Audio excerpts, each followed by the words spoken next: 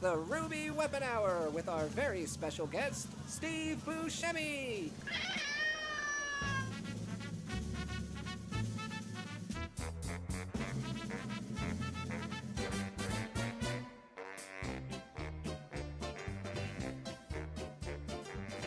It's time to play the intro. It's time to chug mustard.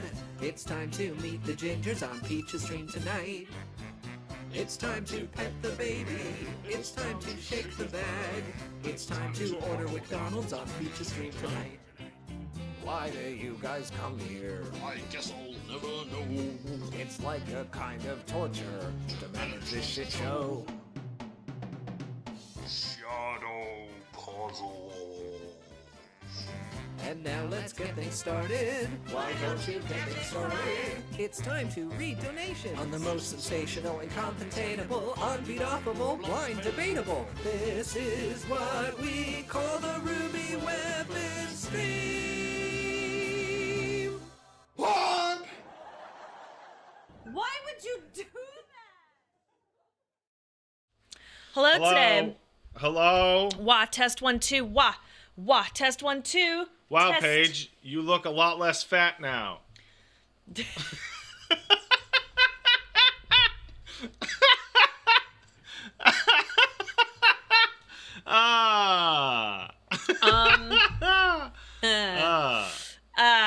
hello today and welcome to the You're an asshole. Yeah, it's true. I Welcome. look the same amount. Thank you. Damn. Welcome to the Ruby Weapon Hour. I am Paige. Some may call me Peach. Some have other names for me. Patrick is here. Hey, babe. So I have lost weight. I have lost 6 pounds, 9 ounces. At least. Plus all the piss. So for those of you who don't know, I apologize for disappearing for a month. I had a baby. And, Get yeah. your good YouTube React face on. A baby? Every day. Wait, no, hold on. Was it the one where you have to... I hate that face so much. I hate that face. I feel bad, Like at the same time, like, the gentleman who made that face is bless probably a fucking asshole. But I feel bad for whoever gets to be the avatar of something that sucks. Like, they become the originator of some trash. Oh, hey, Paige's mom. Hey, mom-in-law. Oh, hi, Mom. Oh, thanks, Mom. Because every time the guy sees the soy jack, like, that's him. Yeah. Yeah, that sucks. That sucks. So, had a baby. I turned 35. Dude, when I get close to you, look how I die. Oh, this fucking rules. Oh, this technology just breaking in half It's great, for two right? people is the best. It's really good. Does that mean I'm stronger than you, though? Because, like, you disappear, but I don't. Yeah, so there's a reason why you're stronger than me. Oh, because I'm closer? I'm wearing a black shirt on a black background. Oh, it's because I'm... Okay, yeah. So, okay, I had a baby about 3 weeks ago. That was crazy. That was a wild... So that happened. That was a wild time.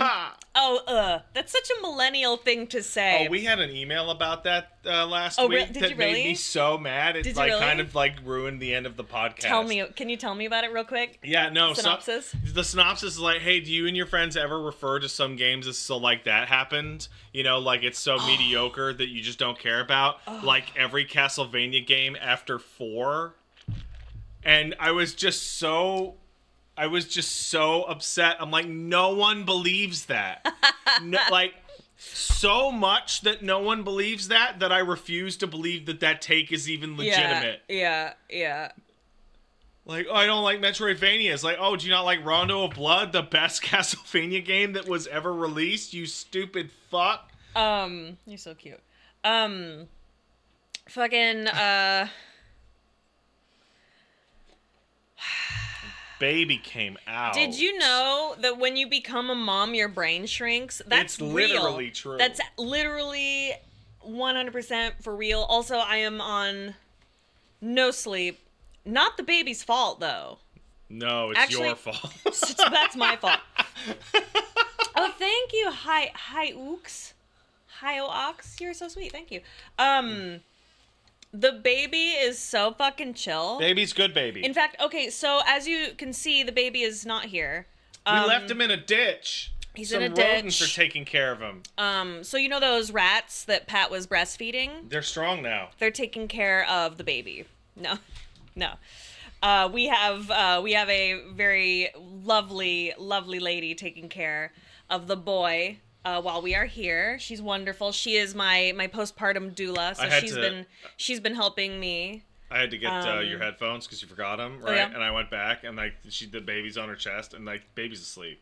That's awesome. She has a magic touch. Well, she's had 5 kids. She's had a lot of children, and she's a professional doula. So when you're a new parent and you run into people who have had like a bunch of kids and they're like they just pick the baby up and go blah, blah, blah, blah, and then the baby falls asleep and you're like, it's amazing.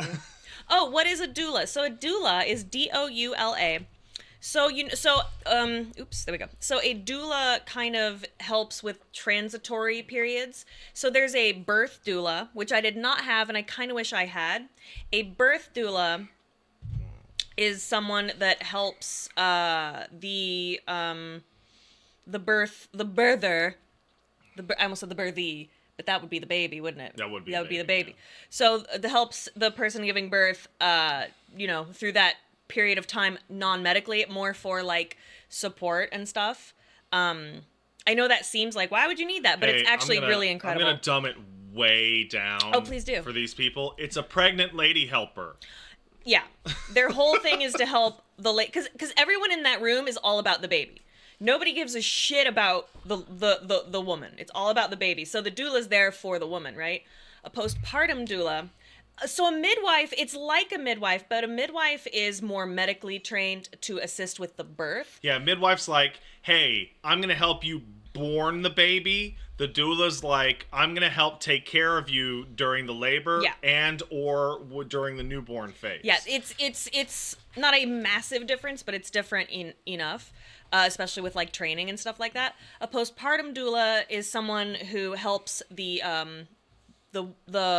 woman who is postpartum, helps them with like anything she needs help with, because postpartum sucks. It sucks really bad. It's been really hard on me. So do you pay the doula? Yes, you pay the doula. Yeah, absolutely. Yeah, you pay people when they work for you. Well, no. That's a good question, because as an American, like, I've been kind of confused because a lot of midwives don't. They for Canadians, they don't take money. Mm-hmm. So I'm like, what the fuck? Well, they take money. They just don't take it from you. So my doula, the doula is private.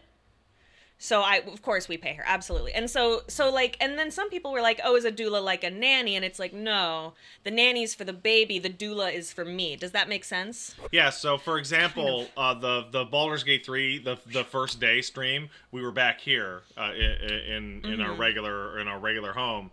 But that was like only a week or 10 days after Paige had the baby. So when I was here doing, oh my God, I'm gonna be a dragon. The doula came over and helped Paige, and it was like, what do you need me to do? It's like, can you do the laundry, or like get me some cereal, or hold this baby so I can pee? Vic the Beard says, is there a husband doula? Postpartum doula is absolutely also for the husband. That is absolutely true. The postpartum doula, I think I misspoke. I was kind of making it all about me. No, the postpartum doula is also there for if you have any children. They help assist with this, because it's a huge transition to have a new baby when you already have a child. Helps them adjust, helps the fella adjust, helps. Yeah, I had a good day there where I was like, I had streamed a bunch, and then I had run around doing errands like the entire time I was awake, and then I got no sleep, and then I was holding the baby, and then the doula came over, and she's like, are you okay? And I'm like, I'm freaking out! Yeah. She's like, well, don't freak out. It was a longer conversation than that, but it was helpful. Yeah, no, they're really, really helpful. There's also, and this is crazy, there are also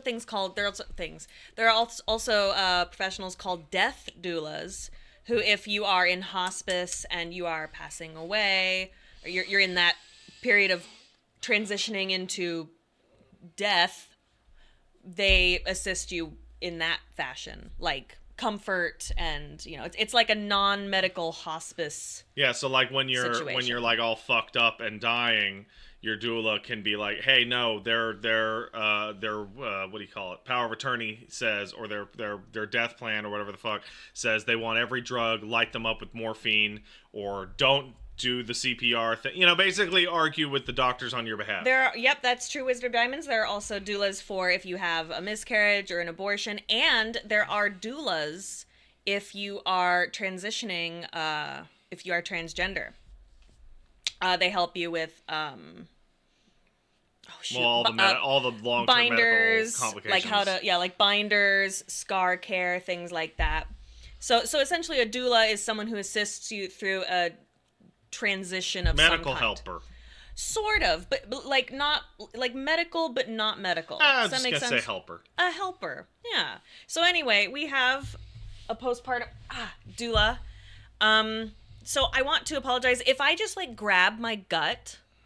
I did get a C-section. It is still very painful. I did not want a C-section. Unfortunately, Baby wanted a C-section. the baby wanted the C-section. So that is what occurred. Should I tell a brief version? Why not? I have specifically avoided telling much of the story because it's very explicitly not my tale. Well, so you did tell a very sweet version that made me not look totally bananas, which I thought was so nice of you. I felt like I don't know what you're talking about. I felt like I was crazy during the birth. Do I have a sick scar? I actually have a very, very, very small, really neat, awesome, like tiny scar. So her surgeon did a very good job. The surgeon was incredible. Oh yeah, I did try to run away from the birth. So okay, here's what happened. I guess. Oh, you're right. No, I just thought. Oh fuck. So I guess I can tell them what week I was in, right? Yeah, whatever. Well, because I was kind of concealing how far along I actually was, because I had a feeling he was going to come early. Yeah. I had a feeling. How do I run away from the birth? Just like his dad, eh? Oh, all right. No, that's the funniest part. Pat had to drag my ass into the birth. I tried to run away from my own birth, or my own child's birth. We'll get there. All right, so I have a tip for you. If you plan on having a baby, or if you don't plan, Well, okay, if Maybe you're you in the don't plan- process of having a baby, planned or not. do me a favor. There's going to be a 37-week ultrasound.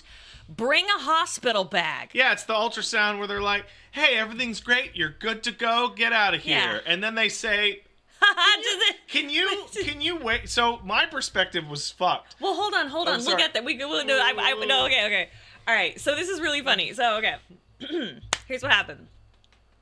It is the day of my 37-week ultrasound, and it is also exactly 37 weeks. I was like, hey, from the beginning, I was like, we need to bring a hospital bag to the 37-week ultrasound. Just in case. You never know. So we put it in the car. And I'm like, something I had noticed about a week, maybe 2 weeks. Do you remember me saying, why does my bump look smaller? Wow, I'm really carrying well. I'm carrying really oddly and like slightly differently. I was like, why is it like this, right? Very strange. But I didn't think too much of it. I also, I'm so embarrassed.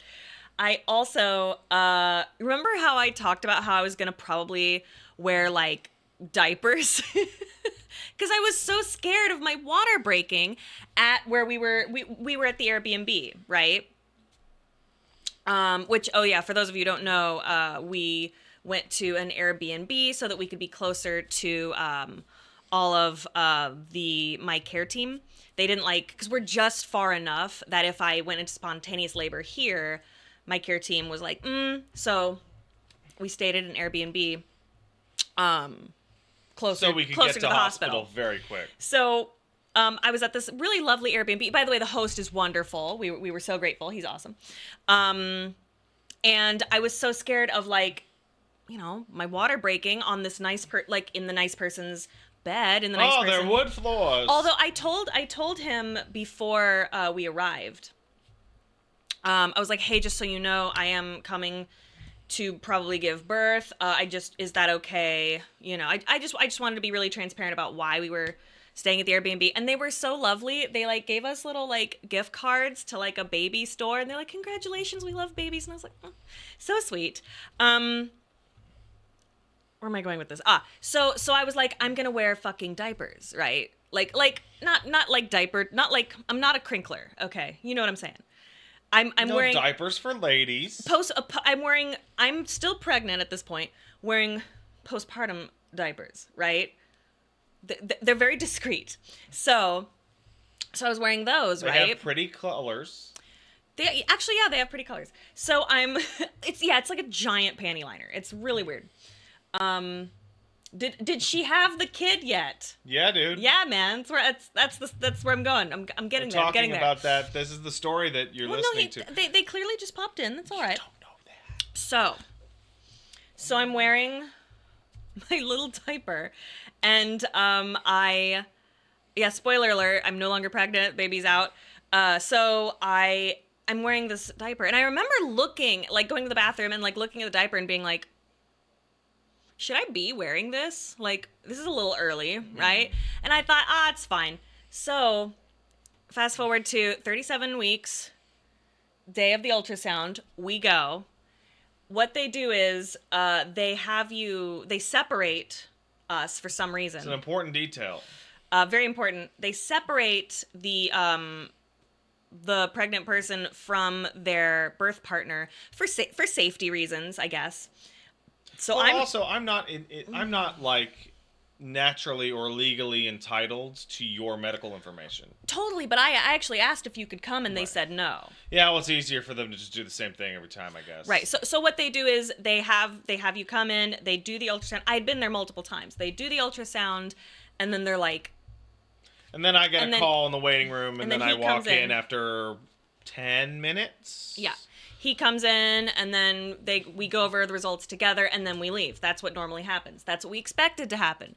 And I remember driving there and being like, haha, wouldn't it be so funny? If we had to go to the hospital. I'm like, and I said to you, no, Paige, it wouldn't be funny at all.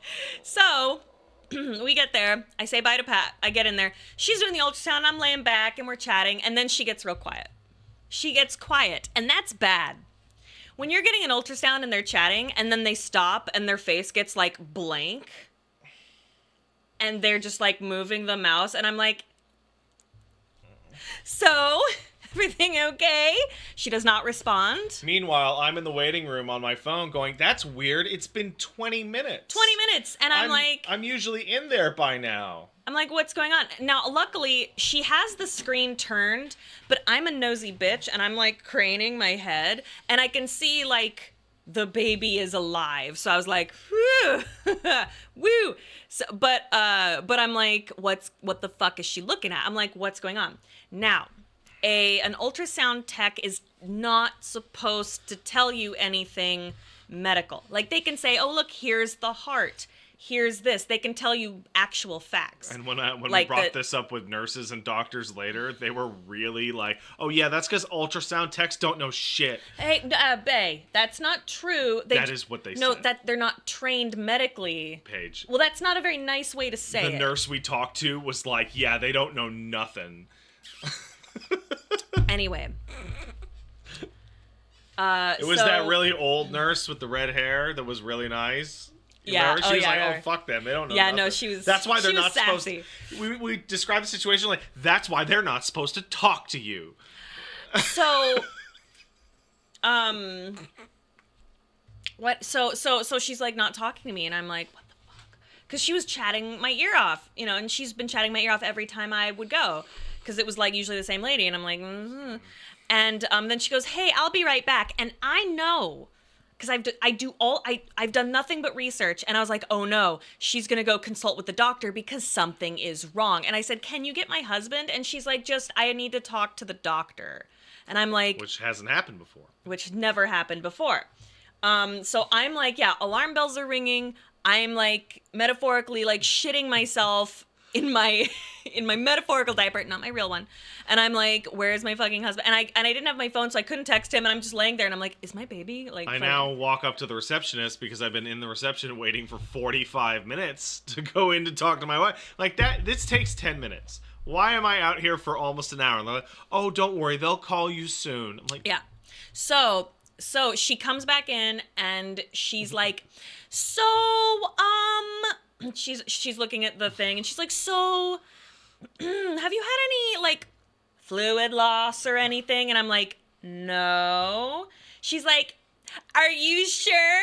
And I'm like, oh no, I've been wearing fucking diapers. I wouldn't know if there was, like, a trickle. A small amount of, like, you know, I don't think so, though. But I told her. And she was like, okay, and you are 40 weeks? And I'm like, no, I'm 37 weeks. And she's like, no, you're 40 weeks. And I'm like, no, I'm 37 weeks. And she's like, are you sure? I'm like, I know the day we fucked, ma'am. She wrote it down in her agenda. I did. Well, that was the day I was ovulating, all right? Anyway, sorry, Mom. So, sorry, multiple people I know. Ugh. So, I'm like, I did put hearts around it. I put hearts and some stars. I was bored. I wanted to doodle. So I'm like, no, I'm 37 weeks today. And she's like, okay, well, he's measuring at 40 weeks. And I'm like, what do you mean? And she's like, and you have some fluid loss. The baby is very big for you. The baby is very big. And I'm like, was he okay? And she's like, he's just very big. He's a big baby. And I'm like, okay, all right, you know. And then I'm like, can my husband come in? And she's like, yeah. So calls him in. I'm finally in. He comes in, and I'm like, the baby is big. There's fluid loss. I don't know what this means. She's like, I'll be back. And she leaves again. She comes back, and she's like, so you're sure you're 37 weeks? I'm like, yes. Me and Pat and I are like, what's wrong with the baby? It should be on your chart that you got from our doctor that you look at. So, Sleepy Stardew Farmer says, Stardew Farmer says, did this magically happen between ultrasounds? Yes, because the ultrasound I had 3 weeks prior, I distinctly remember her saying, fluids look good, he's a good size. Oh, that was a quick in and out appointment, too. That was like 10 minutes. 10 minutes tops. But he's suddenly massive, and he's, like, low on fluid and all this shit, and I'm like, what the fuck? And she's, like, convinced he's 40 weeks. And I'm like, no, I know for sure he's 37. Like, I know. And she's like, okay. Was this irregular OBGYN? No, this was an ultrasound tech. So then she goes It's like a consults. building just for ultrasounds. Yeah, she goes and consults with the doctor, like 3 times. She comes back. She's like, okay, well, we're sending you to the hospital. And I'm like, no, why? She's like, no, they're just gonna run some stress tests. They're just gonna run some stress tests. Meanwhile, and I'm so mad at you. And here's why. Pat is on his phone, and he's pale. He goes pale, looking at his phone. And I'm like, what's going on, Pat? I don't want to do this. And Pat's like, oh, haha, it's fine. Yeah, they're just going to run some stress tests, Paige. And I'm like, okay, all right, okay, that's fine. To make sure the baby's fine. That's fine. No big deal. So she's like, okay, yeah, they're waiting for you. I'm like, wait, now? I can't, like, go home No, real now. quick? And she's like, no, you need to go right now. And I was like, okay. And so reading the phone upside down. So then Pat's like, haha, no, it's fine. Just a stress test. And I'm like, I don't fucking believe any of you. And, like, I'm, like, shitting my pants, and we're, like, slowly driving to the hospital. And I'm like, I'm not having this baby today. I'm having an August baby. I wanted an August baby, God damn it. I'm an August baby. Ugh. And Pat was like, haha, no, it's fine. And I park the car, and I'm like in the car, and I'm like, have my hand like on the steering wheel. And I'm like, I know this will be the last time I drive for a while. I just kind of felt it. And I'm like, I don't want to go in. And Pat was like, well, you need to. I'm like, I don't want to. Now, keep in mind, I am That was the exact conversation. You need to. I don't wanna, but you have to. But I don't wanna. I was savoring my car, okay? So, keep in mind, I am massively pregnant, right? I am huge. I'm a houseboat. I'm also, like, I'm barely able to walk at this point. Like, you guys didn't see me the last week. Oh, the cane was barely helping. The cane was barely helping. I needed a fucking walker. It was bad. And I'm, like, shaking and, like, trying to... So he's walking me to the door of the perinatal unit. And I'm like, we get to the door, and I just kind of go, nope, I'm out. And I start, like, hustling away on my cane. I tried to run away. Not fast. I felt like it was fast. It was not. So I'm running away from from giving birth. And I'm crying. I'm laugh crying. Where was I going? I don't know. My brain was like, leave. It's important to point out that she was not headed in the direction of the car. Yeah, I wasn't even going in the direction of the car. I forgot where the car was. She was just going away. I was just leaving. I was just trying to bail. I just was like, I'm not fucking doing this shit.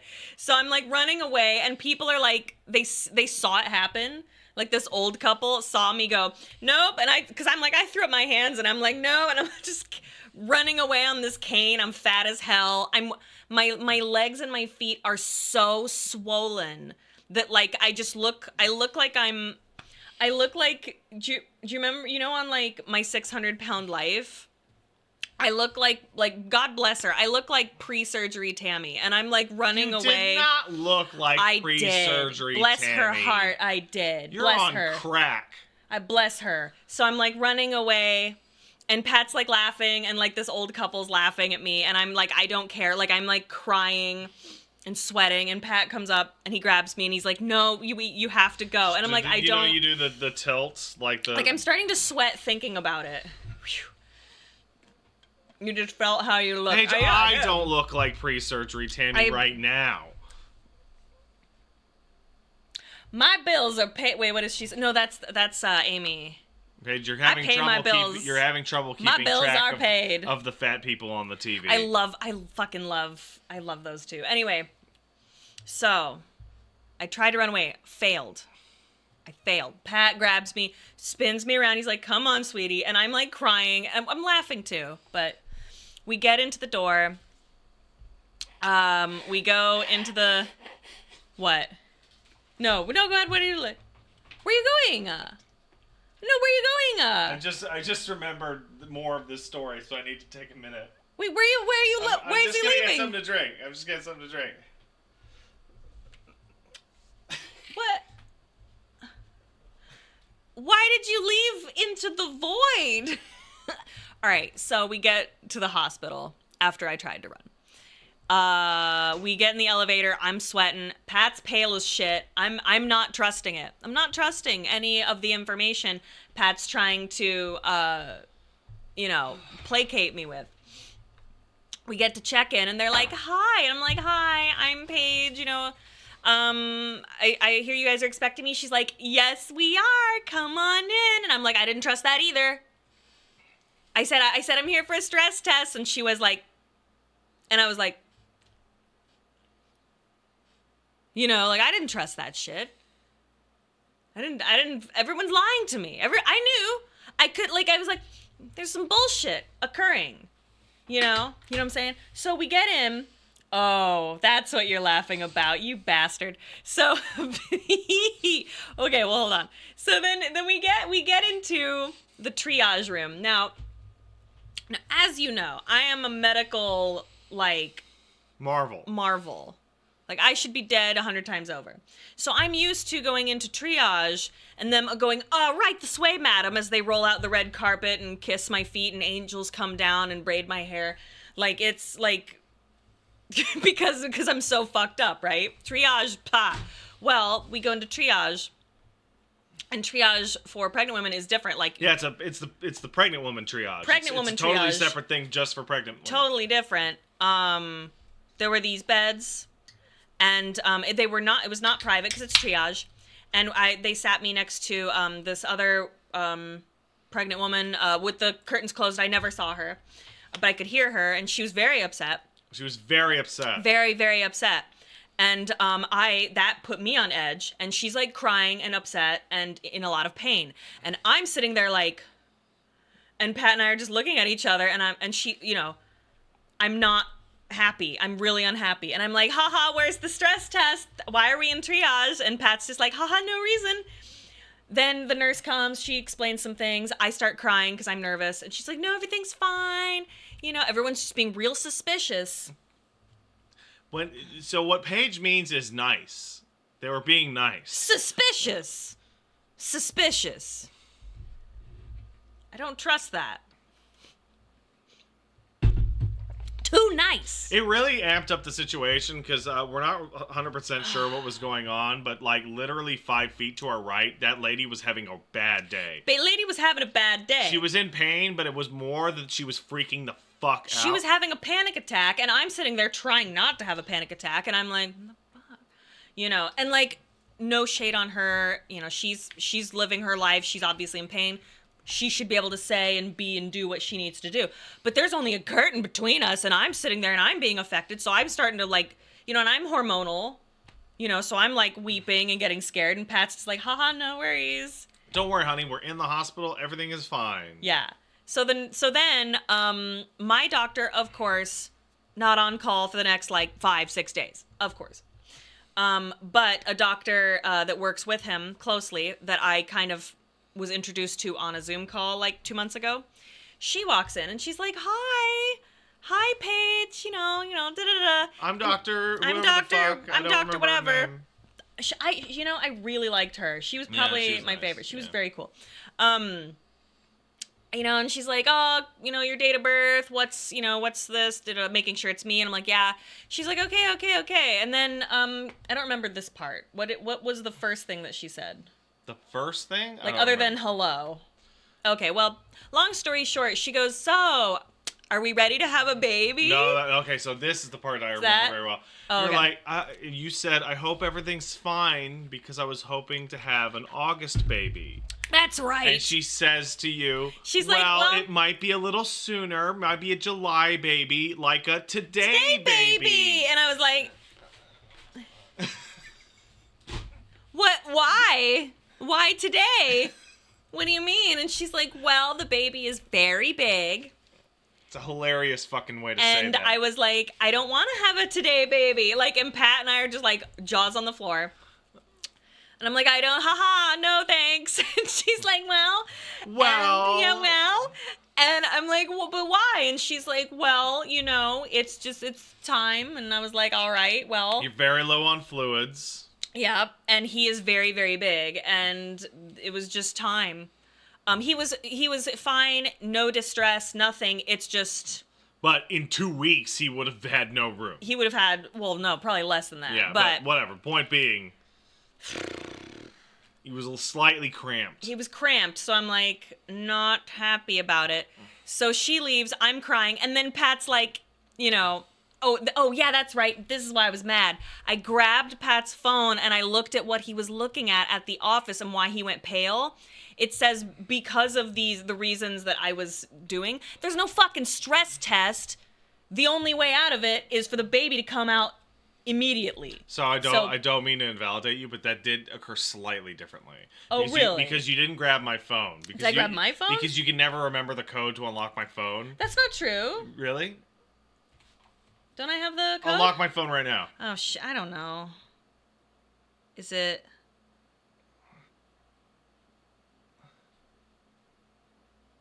Yeah, exactly. Fuck. So she could not have.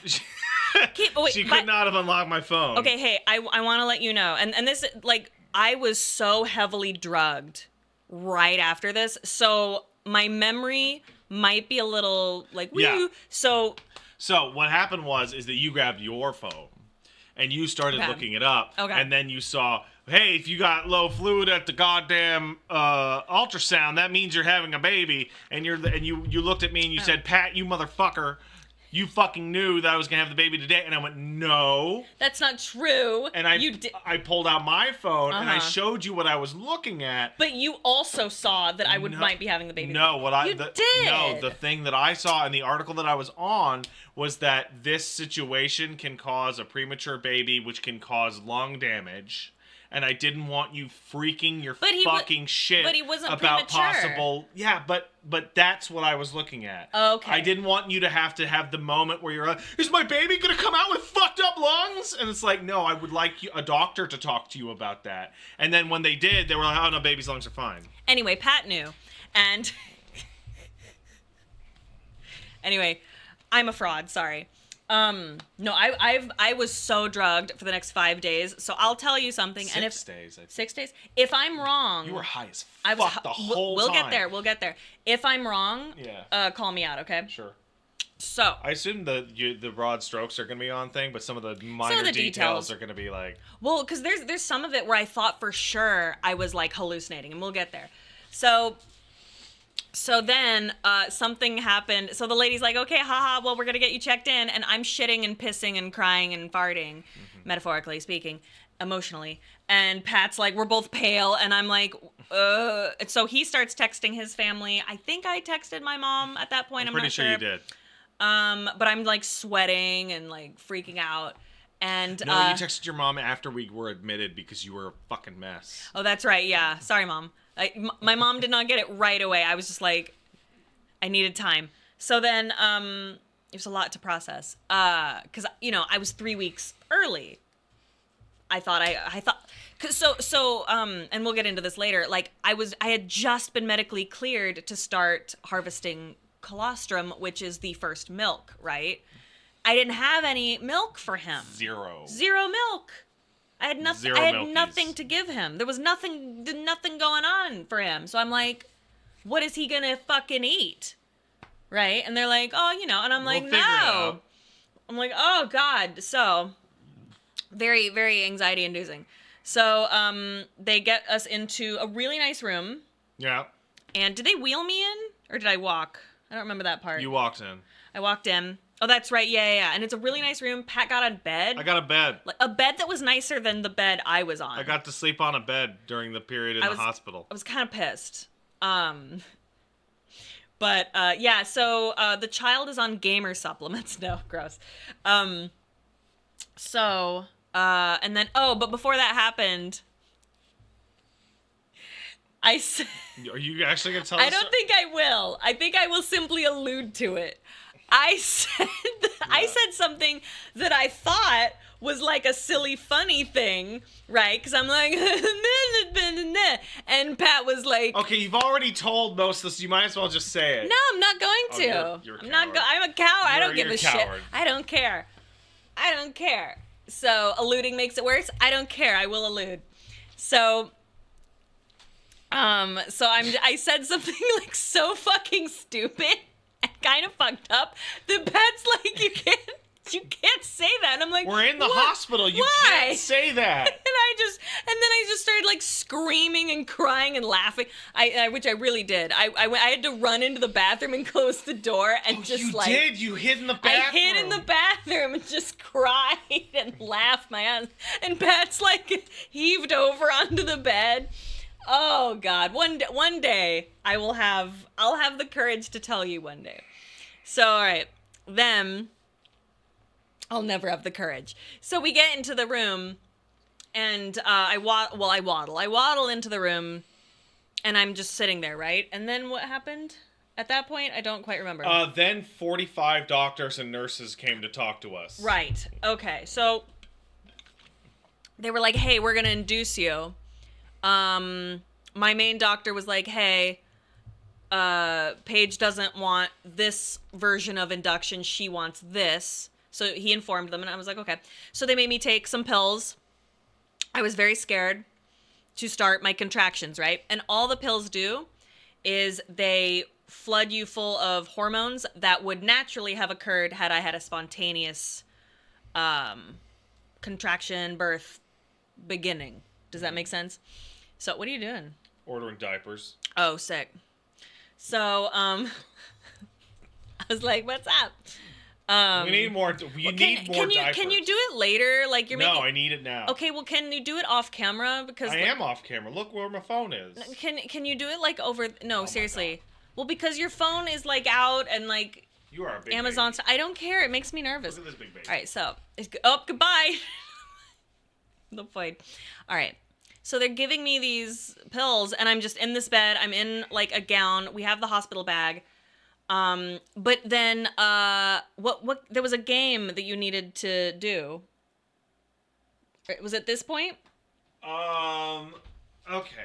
Oh, and by the way, I didn't want anyone to know I was giving birth because I'm the kind of person where when I'm going through like a life thing, I like it to be only for me and anyone who needs to know. And I totally understand that that's really fucking weird for most people, because most people be like, I'm giving birth and everyone listen to me and everyone, prepare for the birth of my son.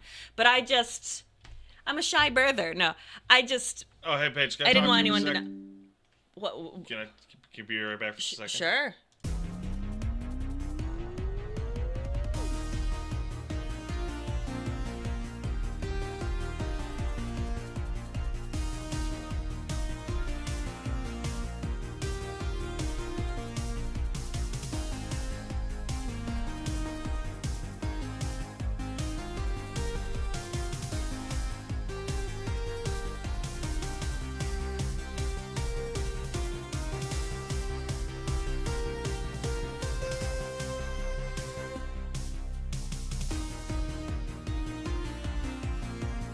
Ah! So anyway, where was I at? You're talking about me having to do a stream. Right. So Pat was like, hey, I need to go back to work, and I didn't want anyone to know.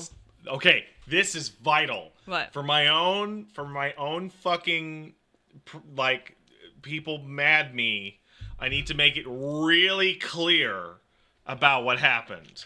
Okay? I said, Paige, you are in the hospital now, and you are being induced for baby. And you had had your epidural, and you were... Oh, wait, no, I haven't. You hadn't? Okay. Mm-mm. You were having contractions, though. No. You were? No. Okay. The contractions were taking a long time. Okay, well, you were in a bad way. You were in a bad mood. Oh, yeah. I was You're really... not having a good time. Yeah. And I'm like, listen, here's what's happening. I am contractually obligated to do a sponsored stream right now. However, I can just cancel that and just not do it and stay with you. He prepared the sponsorship beforehand. He told the people, he's like, hey, just so you know, my wife could give birth anytime now, haha. And they're like, sure, but if you don't do it, we won't pay you. Yeah, so and they were like, just let us know. Right? Well, I was like, look, I'm just sitting here pissing and whining and shitting, metaphorically, at that point. And just go back to the Airbnb and just fucking... So I did. So he did. And on my way out, all the nurses kind of gave me a dirty look. No, they didn't. They made fun of you. Some of them gave me a dirty look. I told them what was going on. And they still gave me a dirty look. Whatever. I let the record show that I forced Pat to leave. I did not want this birth sponsored by HelloFresh. No, but I was just like I didn't want to alarm anyone. I didn't want to interrupt anything. Pat and I we are creatures of habit and schedule. And so when things are normal, even just like a shred of normalcy, it's just better for us. So I knew that doing something normal would help you relax, it would help me relax. And I just didn't want to alarm anyone. Mm-hmm. So I had Pat go and do that. And then I just hung out with the nurses. They were cool. I went back, took a shower, did the stream, got some stuff, came back. Yeah. So. And none of you knew. Nobody knew. So. It's good. What stream was that? Don't tell them. Your mom. Don't tell them. So. So then finally the contractions began. At first it started like, oh, that's uncomfortable. All right. Right. I don't like that. I knew. Said person who didn't know. Dude, there's always people who, like, okay, here's the thing. I remember people being like, I knew Paige was pregnant and here's why. Here's an arbitrary reason. And I remember being like, my fucking mom and all my friends and nobody knew. Nobody knew. My mother didn't know for months and months. Come on now. So contractions begin. So every time I have read about what does a contraction feel like? What does it feel like? Waves. It's like waves. What the fuck does that mean? Right? What does this mean to me? I don't. What does that mean? They're like, well, it's like a painful wave and you just have to ride it. And I'm like, what does that mean? Well, I can tell you what it actually feels like, because some people are like, oh, it feels like a really rough period cramp. No, it fucking doesn't. It doesn't feel like a period cramp at all. It doesn't feel like an intestinal cramp. I'm kind of shocked it doesn't feel anything like a period cramp. So the beginning of it sort of does, like a little, but not really. It doesn't feel like being stabbed. So the very beginning of it felt, yeah, like a weird period cramp. And I was like, oh, that's uncomfortable. I can do this. And like, I was like ready to I was like, I went to the classes. I read all the books. I listened to the podcasts. I talked to all my friends who've had babies and shit. And I was like, I'm so fucking ready. No fucking problem. Guess what? I was on all fours in the bathtub at one point, mooing like a cow, like I'd been taught to, crying because what it felt like was an anaconda had wrapped itself from the bottom of my boobs to like my vagina and had wrapped itself and coiled itself around me and was just slowly pressing in and then holding like this for like however long the contraction lasted. And I remember, and it's like, oh, ride the wave, just breathe it out. It took the breath away. This sounds like porn. No. I mean, it involves my vagina, but like context, man. I'm giving birth. So the least pornographic thing that's ever happened. So this like, it felt like something is just the tightest thing, the tightest corset from the inside is squeezing. And it was like, it just took all the breath out of me. And I understood what they mean by a wave because it kind of is like a roller coaster in that manner. Because it starts out like a soft squeeze and it just gets tighter and like someone is lacing me from the back, but the inside of my body. It was fucked. It's really interesting. It was a really interesting feeling, right? She didn't seem like she was having a great time. It was not a good time. So, before I got in the bathtub though, I'm like having a rough time. Pat's like, he doesn't know what the fuck to do, this poor man. There, honey. Yeah, he's just like, breathe. You can do it. At one point I'm like, and he's like helping me count the contraction. And then I'm like, and I'm like crying, and we're also like laughing, but mostly crying. And oh god damn it, I had it in my head. What did you say? Oh yeah, you were like, ride the wave, honey. And I was like, fuck you, I hate you. There's a picture of me, I think, doing that at some point. I think. Anyway. Oh yeah, the gas. So they gave me gas, like to put over my thing. And that was okay. It made me laugh a lot, and that was great. It also makes my voice like really low. Like I'd be like, ha ha ha, like actually like that. Yeah, it's the opposite effect of helium. Yeah, so it makes your voice really low. And I was like laughing so hard I was crying, but it hurt. And because I couldn't breathe during the contraction, the gas was useless. So, long story short, birth. Okay, where am I going with this? So, I have a lot of medical trauma, as you guys know.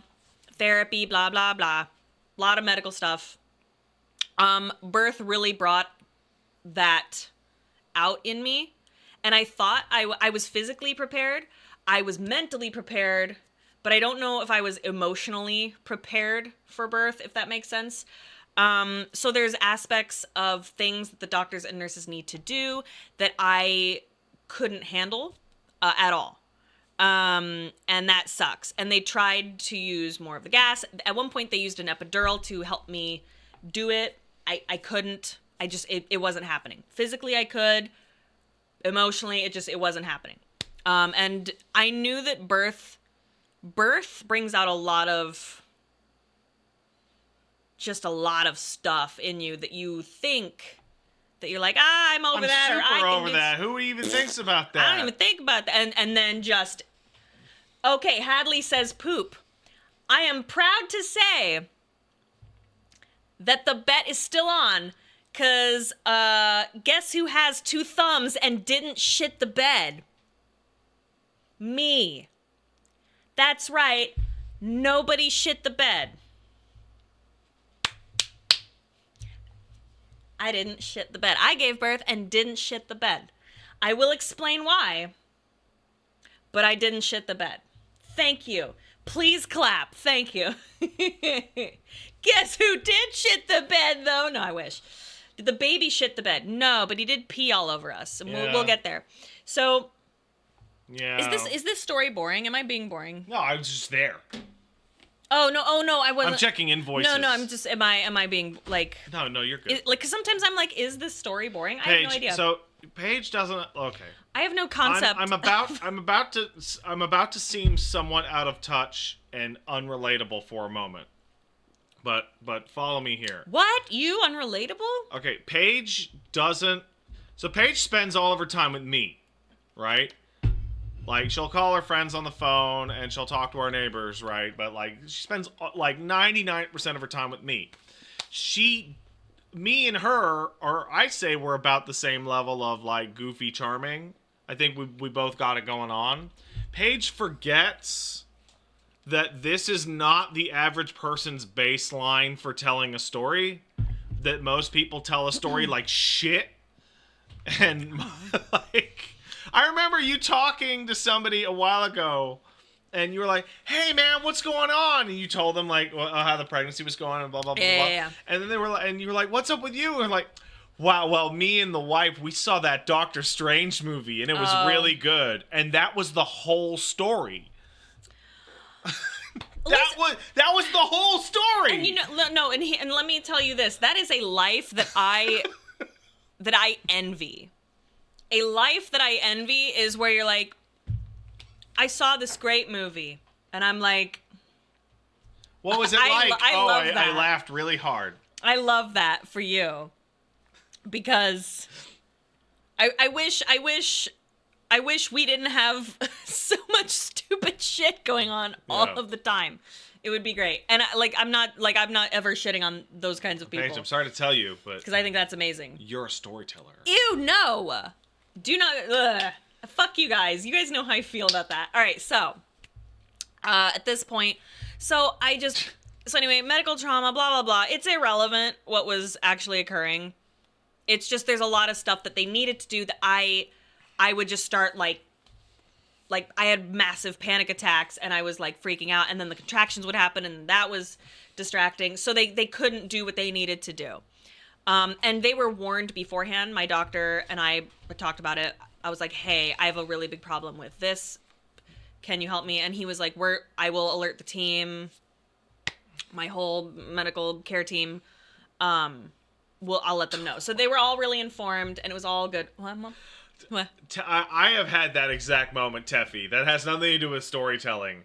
Teffy says, my parents asked how I've been, and I didn't know what to say because I've just been playing Baldur's Gate 3. That happens to me. That happens to... Hey, like, my mom called me yesterday, and I'm like, how you doing? Oh, I'm tired, taking care of baby, going to work. And she's like, that's cool. Anything else?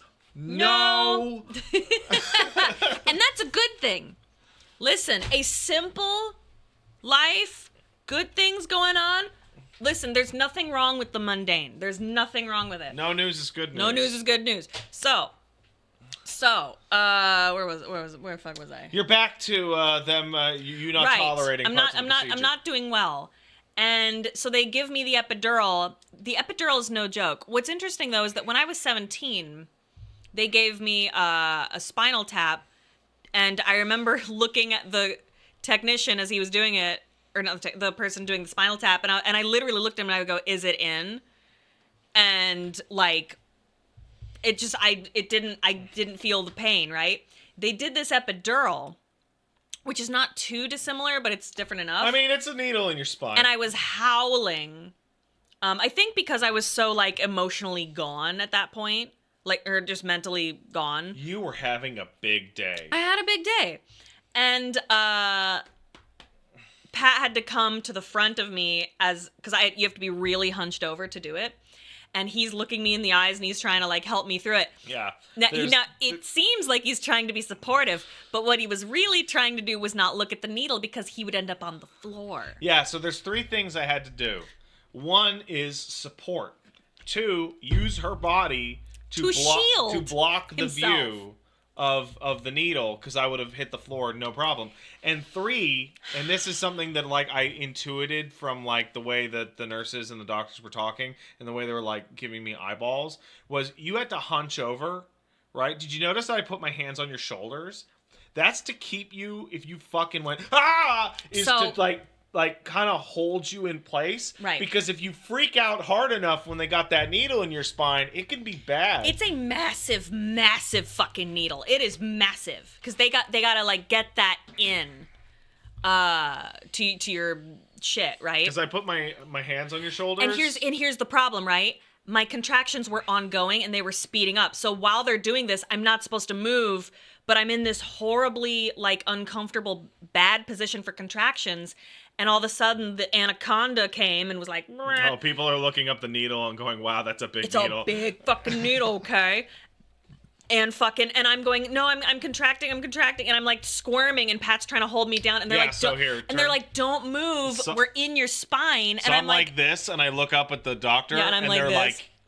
And I'm trying not to move. But it's like... The contraction is so strong that like I want to be on all fours. Yeah. And like, you know, or just it's so fucked up. So I'm like crying and I'm howling. Like I felt like, okay, good news though, the rooms are soundproof as fuck. They need to be. I never heard one woman going through birth. I did. You did? But that's because I would leave the room. Oh, you would leave the room and their door would be open? Yeah. Right. My door was always closed. I was like, I don't want anyone to know or hear me. I was like, I am a private warrior. So I'm like, I am screaming. And I'm trying not to because it's embarrassing and I didn't want to be a pussy. Because I was like, fucking birth, whatever. Everybody's a pussy, not me. Biggest pussy. 2 thumbs and the biggest pussy right here. Wait, no, that sounds like I have the biggest pussy. But I don't. As we'll get to. Which she we'll get does not. to. I do not, in fact, have the biggest pussy. So I'm like, Paige screamed during birth, cringe. I know, right? So, but I in my brain, I guess I just thought like, I'm not gonna yell during birth, and I'm not gonna shit, and I'm the biggest and strongest. And I think I hyped myself up a little too much. So. Oh, so Alexapdo says this story is amazing and solidifies my phobia of childbirth. So, okay, I should have prefaced this. The problems that I had during childbirth are problems that you probably won't have. They are not unique to Paige, but they're somewhat uncommon. Yeah. So I don't want you to think like you would have a similar experience. I tried to do too much. And also, I have a lot of stuff going on physically and just medical stuff that you wouldn't have to go through. On the other hand, don't worry too much. On the other hand, this is really important to note. Your mother will lie to you, and sugarcoat the fuck out of pregnancy. Yep. Right up until you're pregnant. Yep. My mom, we were talking to my mom, and my mother always described, oh, I got a little fat and my feet hurt, but I love being pregnant. And then every time Paige would like talk to her on the phone and be like, my back is exploding. Everything's horrible. My mom would go, oh yeah, that happens. Oh, yeah, that happened to me. Oh, yes. yeah. And I'm like, And, like, my mom did the same thing. And then all of my friends. And I'm like, y'all said it wasn't bad. Y'all said you loved being pregnant. We lied. Oh, we full of shit because we wanted, we wanted grandkids. Or we wanted and I'm like, nah. So, get fucked. So listen, it sucks and it hurts and it blows. But your experience will be different from mine. So I don't want you to feel like Paige's experience was so bad, I will never have a baby. Rest assured, your experience will be different from mine if you choose that. Dude, this thing freaking out is so cool. Yeah, goodbye. To the void you go. Okay. So, this team of doctors. Oh, by the way, if you give birth or whatever, I highly recommend, right before our last visit with the doctor, which was like 2 days before the ultrasound, I said to my main doctor, I said, what? That fucking appointment was so ridiculous. Yeah. Because he's like, okay, all right, we're going to set the date. We're going to induce you. August 10th was going to be the day. And I was like, cool. And I put it in my agenda and on a calendar and on my phone. And I was like, okay, I was like manifesting my intentions or whatever the fuck. And then 2 days later, we're in the hospital. 2 days later, I'm in a gown. I'm like, this fucking blows. So, is the baby asleep? He's in a gutter. He's fine. He's being cared for by breastfeeding rats. It's fine. He's fine. So, yeah, the vibes were a shambles. The vibes were a shambles. So, fucking, where epidural. You got the epidural. Epidural happened. I am, from the belly button down, gone. Like it's not there. Like it's, oh wait, no. The epidural, like I could kind of move, but it was like I had lead weights all over my lower body. And then you were like, how are the contractions going to feel? And then the nurse looked at you and said, you're having them right now. Yeah, I was having one right now. I was like, this is amazing. Wow. I love this. What? This is crazy. So I would have had an epidural before then, but I wasn't allowed to because I wasn't dilated enough. So I would have had one way earlier, but and I was like, I didn't want to slow down labor, so that's why I waited. But I got it, and I was like, this is gonna be a fucking cinch. I'm gonna fucking shit out this kid, and we're gonna have this baby, and it'll be great, and everything's wonderful. Well, I was just having such a hard time with them trying to do the things they were trying to do. It wasn't happening. So, that's what I was gonna say. If you plan on giving birth, I highly recommend telling them that you do want residents to be in the room. Because those are, doctors and medical professionals and nurses and stuff who are still learning, and they often don't get to be in the room because birth is such a private experience for most people that that they're usually no one wants them in the room. The mother's like, no residents. I wouldn't want it. If it was me giving birth, I would not have wanted them in and the room. I totally respect that, right? But I said to my doctor, I was like, hey, if you want to have some residents in the room, let's do it. I think that's really important. So if you want to bring on some residents in the room at any point, I am very open to that. Just let me know. I did say there's only one thing I don't want them to attempt, which was like physically, which was the thing that I was having so much trouble with. And they were like, yeah, no problem. So there was always like a huge amount of people in the room because like nobody lets residents in. So as soon as they knew I was in, they fucking grabbed every resident ever and brought them in, which was fine. But we had a room full of people. So at that point, I'm like 3 or 4 centimeters dilated maybe. They brought in the doctor on call, the OBGYN, like 3 nurses, and then like 4 or 5 residents, and the anesthesiologist all come in.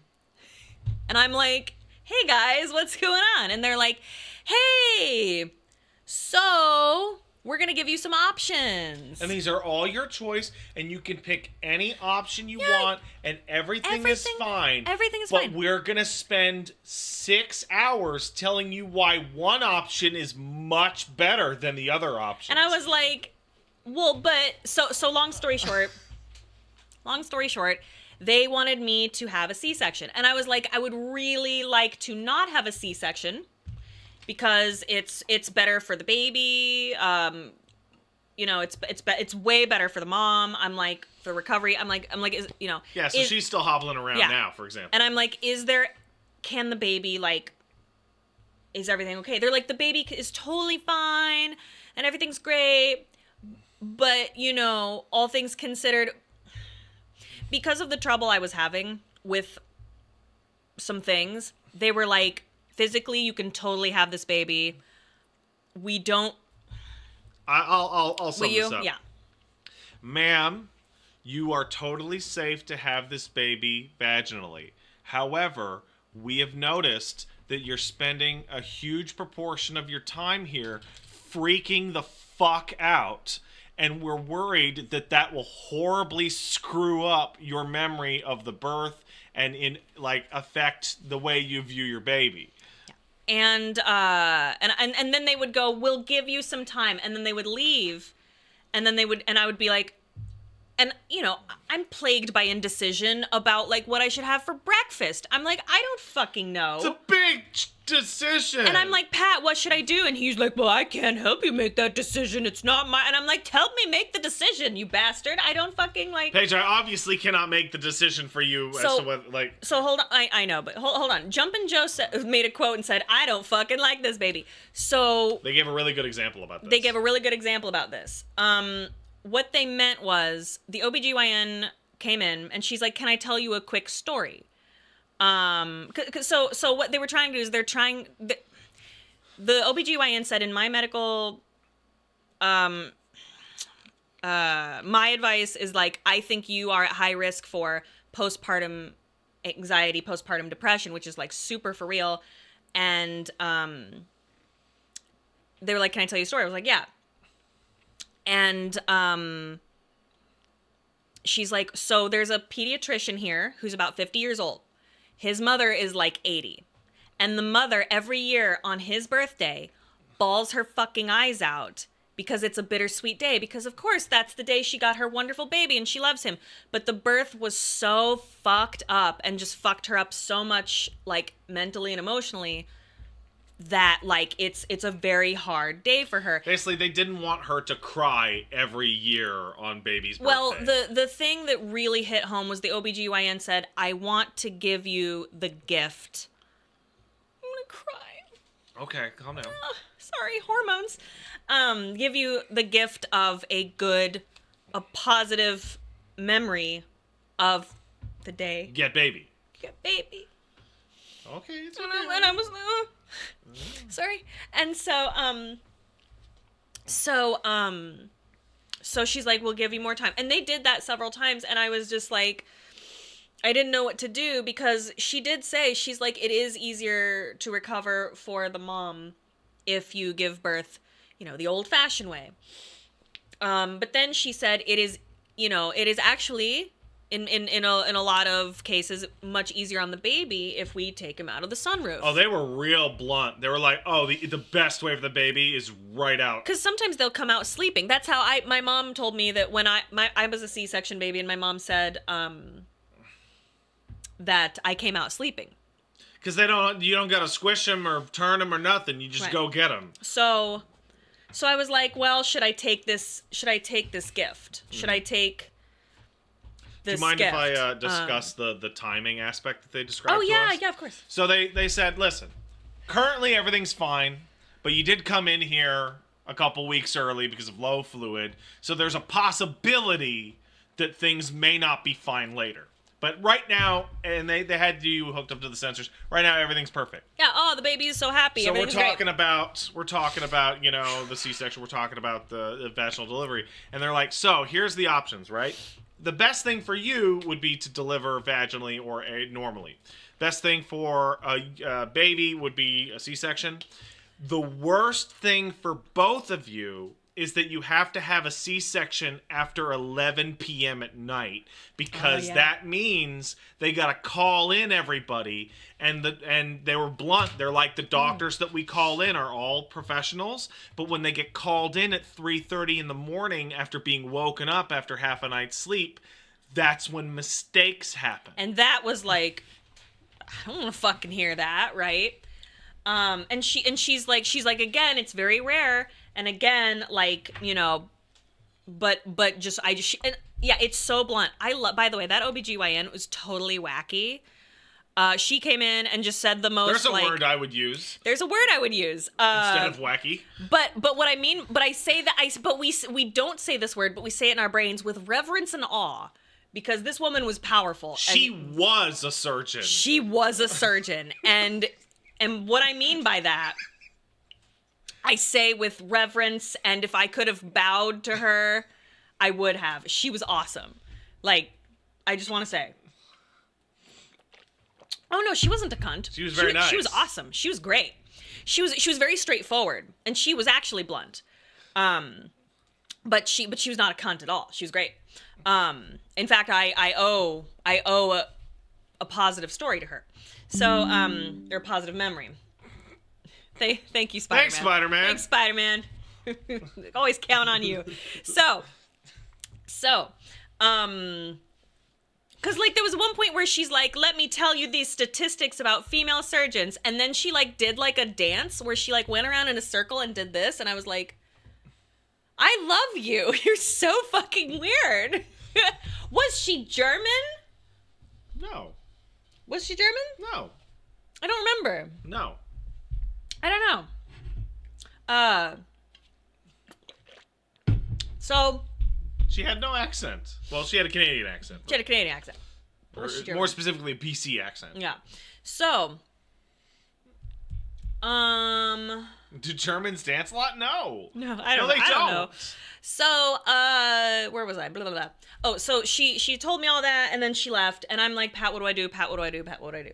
And Pat was like, I think you should try to go for a vaginal birth, and the second that you're like, nah, we bail.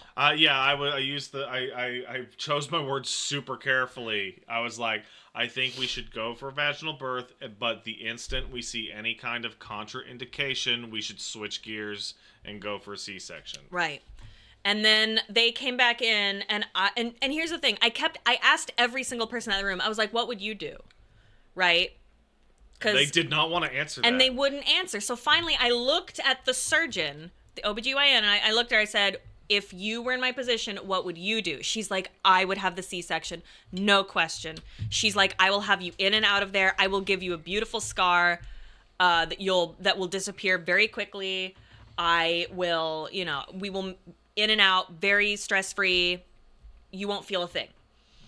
And I was just like, okay, then that's what we're going to do. That's what we're going to do. And she assured me that it was the best thing for the baby. It was the best thing for me.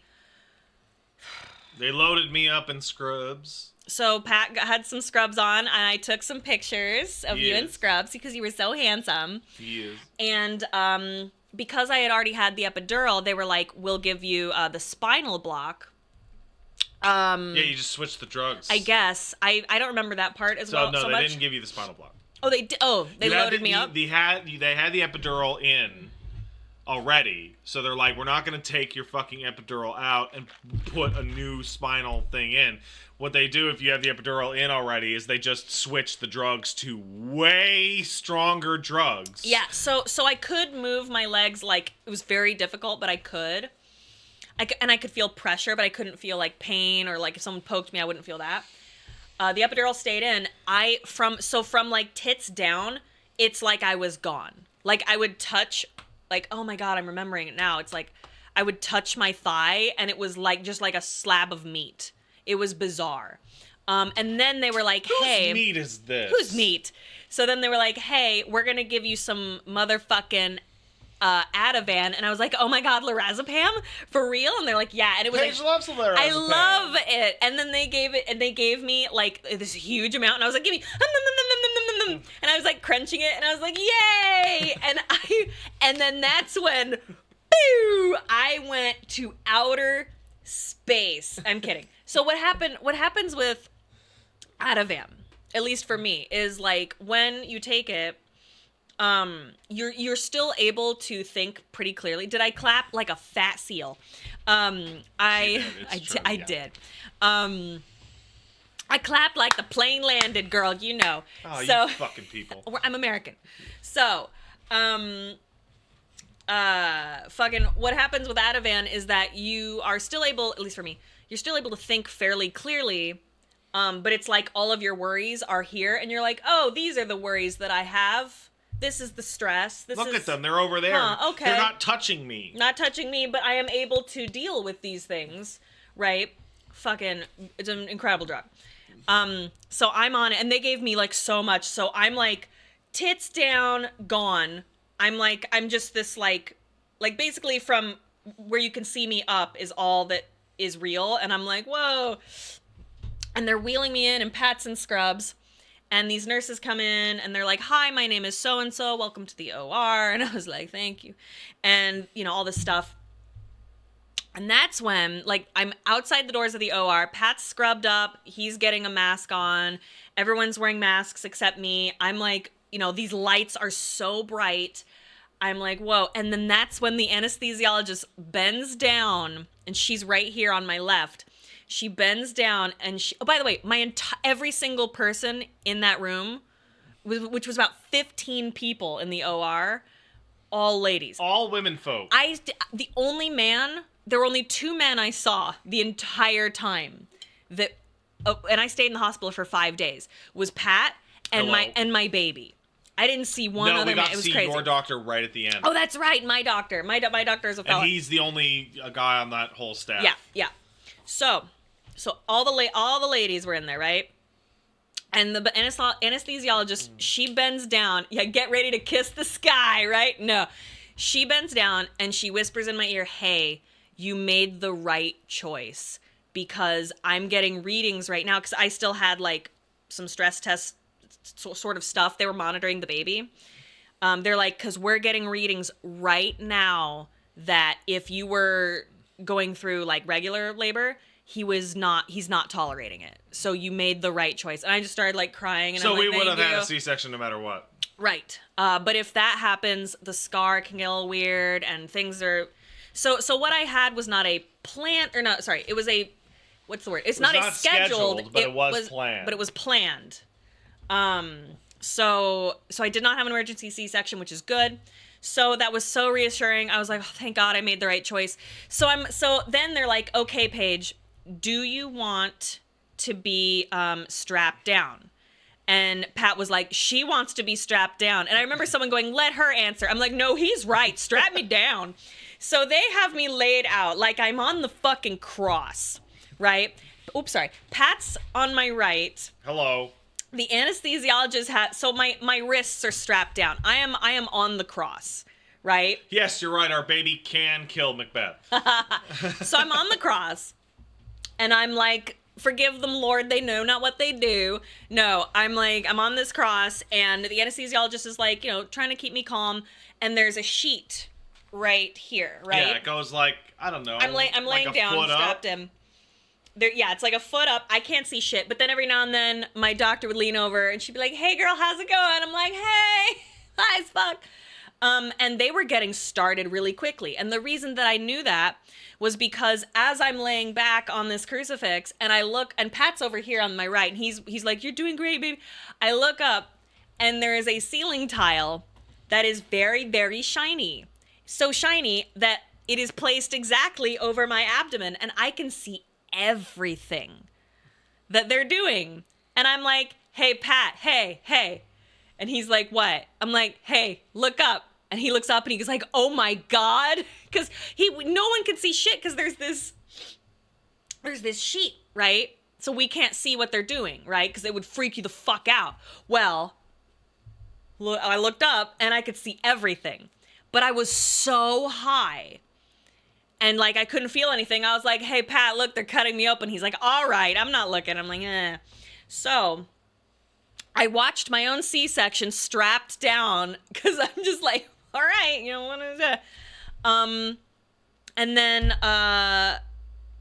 And then at that point, so normally a C-section takes what, 40 minutes? 45 minutes. 15 minutes later.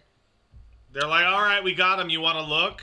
And Pat's like, no, I'm good. And I said, get your ass up. And he's like, okay. No, you didn't. Didn't I? No, you said, oh, come on. I thought I said, get your ass up. Maybe I just thought No, it. you went, oh, come on. And then there was the inference of don't be a pussy. Ah, right. Right. I'm like, okay. So I peeked my head over and got to see the big moment where they push and then they drag. So what happens is and they explained everything. What they do is, this is so gross. So again, I'm still like super pregnant. They make an incision and they have to cut through 7 layers. Sorry, this is gross. But they have to cut through 7 layers, like skin, sinew, muscle. They have to move the bladder. And then they cut into the uterus. There's a whole lot of shit they got to go through. And then there's the baby. And, but they mimic a contraction by pushing here really hard, and then that way they can scoop him out, right? And they were like, okay, here we go, and then boom, and they did it, and out he comes. Yeah. And then I didn't get to see that part. Yeah, it was gross. Was it gross? What was that like? I could have gone my life without seeing that. You didn't like it? I didn't feel faint, and I'm not traumatized or anything, but that was fucking nasty. Yeah. Not a fan. Yeah, I didn't feel anything. Didn't feel good to look at. No, probably not. Because he was what, purple and covered in cheese? He didn't really have that. You keep saying that. He barely had any So, cheese. well, so normally when the baby comes out, they're covered in this weird, like whitish, cheesy stuff, which is called vernix. And it's really, really, really, really good for their skin, so you want to leave it on there. But because he was, like, at a weird gestational age, I guess he didn't have any. Mm-hmm. So he comes out. He had some in his neck and his ears. Aw. So again, I'm on the cross and I hear crying and I'm like, and I just start vibrating. I'm like, my baby, and I'm like crying and I'm like shaking and I'm like, jazz handing on the cross because I knew as soon as I heard that cry, I was like, so I'm like strapped in. And that's why they strap you in. That's why they strap me in. Why is the baby crying? So that he can breathe. They want the baby to cry. Babies don't know nothing. So, crying, you gotta inhale to cry. Mm. So then he cried, and they brought him over to the warming table. And they started laughing because he went like this. This is how he was on the warming table. Yeah, he was like, and everyone goes, oh my god, he's so cute, and they're cooing over him as they're sewing him up. Oh my god, he's so beautiful. Oh my god. And then I can't remember if it was you or me, but one of us goes, oh, you guys say that about all the new babies. And then 4 people simultaneously went, no, we don't.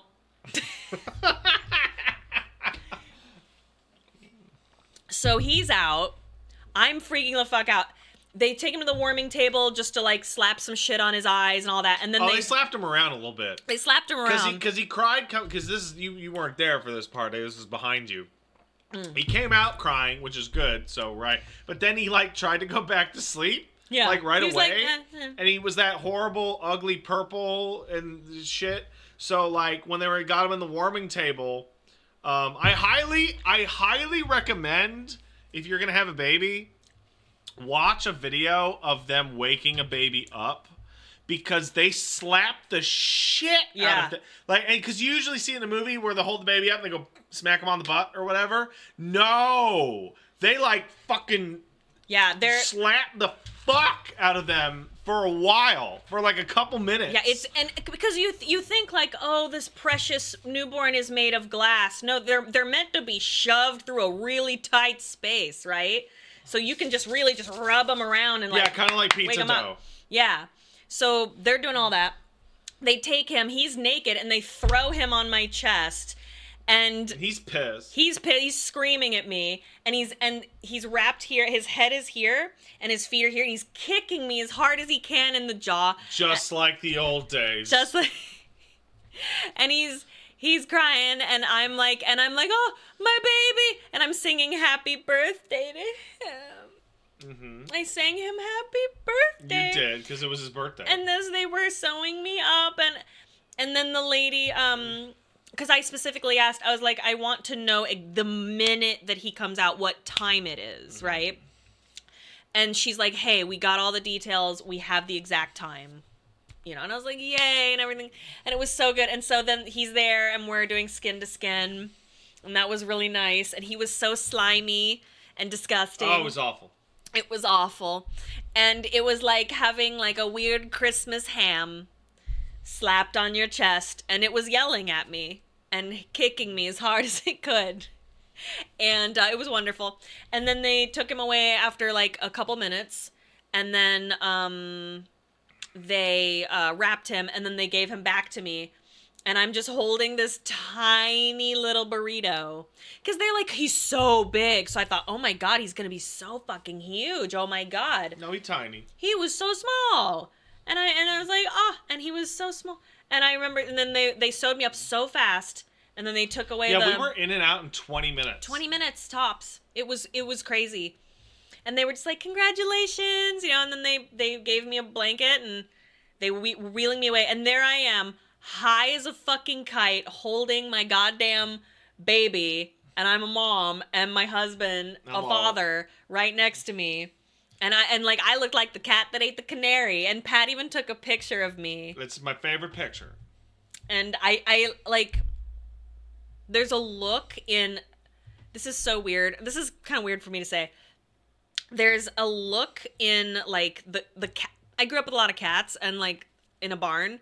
I didn't grow up in the barn. The cats did. And the cats would give birth, right? And like right after they would look at me and they just always had this like look in their eye. And now I'm like, I remember looking at Pat and being like, oh, is this the look I'm giving off, right? This like look of like, my fucking baby. Yes. And I'm just like flooded with hormones and shit. It was awesome. So then the nurse comes in and goes, good job on the baby. Okay, Dad, come here. And then showed me in like 90 seconds, here's how you do a diaper. Here's how you do the formula. Here's how you do the milk. Here's how you do the swaddle. Okay, bye. And then left. And like... Yeah, we were just like... So at this point, I was like, what do I do? And everyone's like, you go to sleep. And I'm like, I need to make milk or something. And they were like, no. So they supplemented him with formula, which I was really upset about. It is what it is.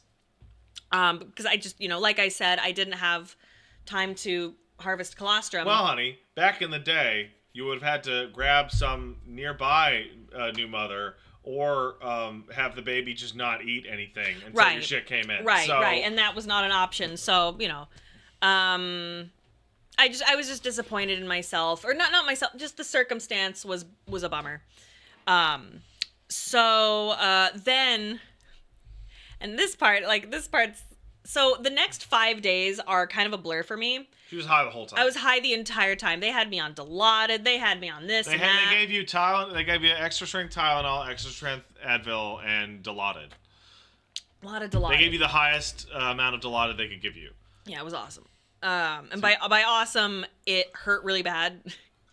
I was in so much pain, and they wanted me to get up right away too. Yeah. They were like, "Hey, go see if you can shit," and I'm like, "I don't think I can stand." And they're like, "No, you have to." Well, you can stand. Let's see if you can shit. So by the way, they don't tell you this, and this happens regardless of how you give birth. When you stand up for the first time, warning, I'm about to say something very nauseating. When you stand up for the first time, Kingston just said, how is standing up for the first time? When you stand for the first time, you can feel your organs move around. Because now, like, 6 pounds and 9 ounces, plus that cup. Plus a ton of fluid was gone. 2 of these just left a fucking hole in your guts. And you can feel, and it's like, and I would stood up and was like, oh, and I grabbed. So this is also, so in the movies and shit, when a woman like gives birth and stuff, she's immediately like, oh, the baby's out. She's flat as she was, you know, when she got pregnant. Done, right? No, you still look like you're like 9 months pregnant. It takes a while to deflate. Your uterus takes a while to deflate. So mine's done pretty well because it's been like 3 weeks, but it takes up anywhere from like 6 to 8 weeks for your uterus to kind of go back to normal. So I'm still like, I look like I'm still pregnant. And I'm like holding my guts, like, oh my God, my guts are gonna fall out. My guts they're gonna fall out. Like it really felt like they were gonna fall They're not out. gonna fall out. It really feels like it. It's crazy. If you press down on it, does it make a whoopee cushion sound? Gross. Yeah, so it's only been 3 weeks. So here's the weirdest part. So again, I'm super fucking high the whole time. Because I have to be, because I'm in so much pain. So I'm swaddling the baby, and I'm feeding the baby with formula. Yeah. While she's working with the lactation consultant. So these women come in, and everybody has at least 1 or 2 residents with them, which is great. That's what I asked for, because I wanted whatever I was going to experience to be good experience for someone who is going to become a doctor or nurse someday. I wanted them to get hands-on experience because they, unfortunately, because birth is so private, they don't often get that experience. So they come in, and 3 women, a lactation consultant and 2 nurses come in, and they just start rubbing my tits. Okay? And I'm like literally doing this, and like I'm holding the baby, and I'm like, I'm like, whatever. And they take the baby away, and they just start like going to town for free, just going to town. And I was like, and one like, of them looked at me and said, it's time to work these udders. No, they didn't. Yeah, that totally happened. No, here's what really happened. Like, I think like it was like maybe 6-8 hours later. Or no, it was less than that. Whatever. A couple hours later, they come in and they're just like, "Hey, here's what's gonna happen." And I'm like, there's a lot of this going on, and I'm like, "Yeah, all right, whatever you gotta do, And they don't tell me they touched the marriage titty. Listen, it was for the baby. So they just start like touching my boobs, and I'm so like, yeah, whatever. And they're asking me if that's okay, getting consent, and I'm like, yeah, go to town, I don't give a shit. And you're like, who are you? Who are you? Can I have sushi? What's happening? By the way, the minute I gave birth, I was like, you order that sushi right the fuck now. And we did. And I had sushi the minute. I was like, num, num, num, num, num. It was awesome. So, they're just like, these like women are just like rubbing on my tits. And I'm like, what? And I'm like, and I would like kind of fall into like a micro sleep like that. And I would wake up and they're still like going to fucking town on my boobs. And I look over at Pat and he's like, and I'm like, it's very strange. And he's like we don't know. He's like, what do you think of that? It was very strange. So the reason they were doing that is they were trying to help my milk come in, I guess. Like that, they were trying to get that going. And they were also trying to get me to harvest, oh God. Harvest colostrum. It was crazy. It was wild. And that happened multiple times because I was so out of it and they were trying to show me that I was like, So yeah, you get a titty massage, I guess. And that was free. For free, y'all. And that's what you say before they throw you off the train. I see how it is. So Canada sure is great. The baby pissed all over Pat. Very first diaper change. Got the whole Pat. The baby pissed everywhere on this poor man. I warned you. Everyone warned you. Listen, I was going through my own battle, okay? Yeah, how was your battle, honey? Stressful. Were you stressed out? Yes, I was stressed out. Oh. Yeah. Well, it is what it is. Was there anything else of interest that occurred? I don't think so. Oh, that's right. Wooly called me. Yeah. So Wooly called Pat, and it was the day before the podcast. Yeah, I was like, hey man, I contacted him like way ahead of time. Yeah. I'm like, hey, so podcast might be late because we're doing baby stuff right now. Yeah. And then I later called him back, well, baby's out. Podcast is on the thing. And then he called us to be like, Are you sure? Well, no, dude? he called Pat and he goes and Pat was like, "Oh, hey, Wooly," and I could hear Wooly be like, "Give the phone to Paige," and I was like, and I'm like, "Hello," and Wooly is like so sweet and he's like laughing and he's like, "Paige, how are you?" And I'm like, "Oh my god." Oh, I was like, are you falling? Yeah. He's like, "How are you?" I'm like, "I'm fucked up, Wooly. How are you?" He's like, "I'm good." He's like, "How is baby?" I'm like, "Baby's good. Everything's, he was so sweet." And he's like laughing and he's asking questions. And he's like, "Paige, are you sure that you want Pat to do the podcast? You don't have to do this." And I was like, "Yeah, no, it's fine." And he's like, "No, you don't have to. We can do it any other time. We can change it to another day. We can change it to next week. It's not a big deal." And I was like, "No," like, he was so sweet. And I was like, "No, like, Pat thrives on normalcy and Help calm me the schedule." fuck down. And I knew that would keep him calm.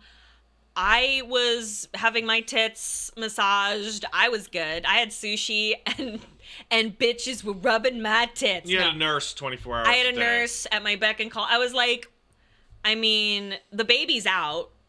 It was great. Baby's out and good. Yeah, so I was Good like, baby. so I was like, "Yeah, no, Wooly, it's totally fine." And he was so sweet. He's like, "You really don't have to." And I'm like, "I know, but it's good. It's the best thing for you. It's the best thing for Pat, and I'm fine." And Wooly was just like such a sweetie pie about it. And Wooly technically helped name our son. Yeah. So I would like to thank Wooly, and I will do so again. Thank Wooly for helping us name our son. Our son, Wooly Jr. Darlington Boivin. Darlington Turok Boivin. I'm not naming that baby Turok. And so then they did the podcast and I watched that while I was eating more sushi, and that was fun. Mm-hmm.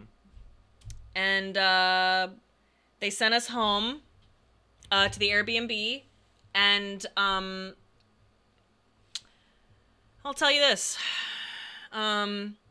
They tell you to take some laxatives after you give birth. And apparently they were giving me some and I didn't realize it. And I just didn't heed the warning. You should keep taking them. I didn't heed the warning. When you leave the hospital, you should keep taking them. So we get home, our very first night with the baby at the Airbnb. We're alone, no nurses, no nothing. I'm like, "Oh, hey, I'm gonna go potty. See you later." And I'm like sitting there and I'm like,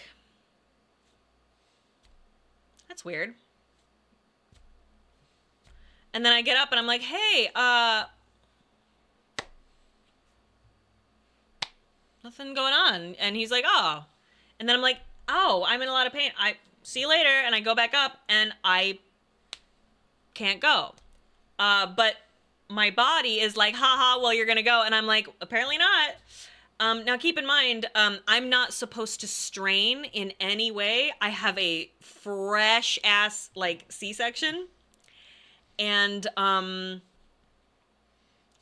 guts are doing things on their own and I'm freaking out. So I call labor and delivery. I'm like, "Hey, sorry.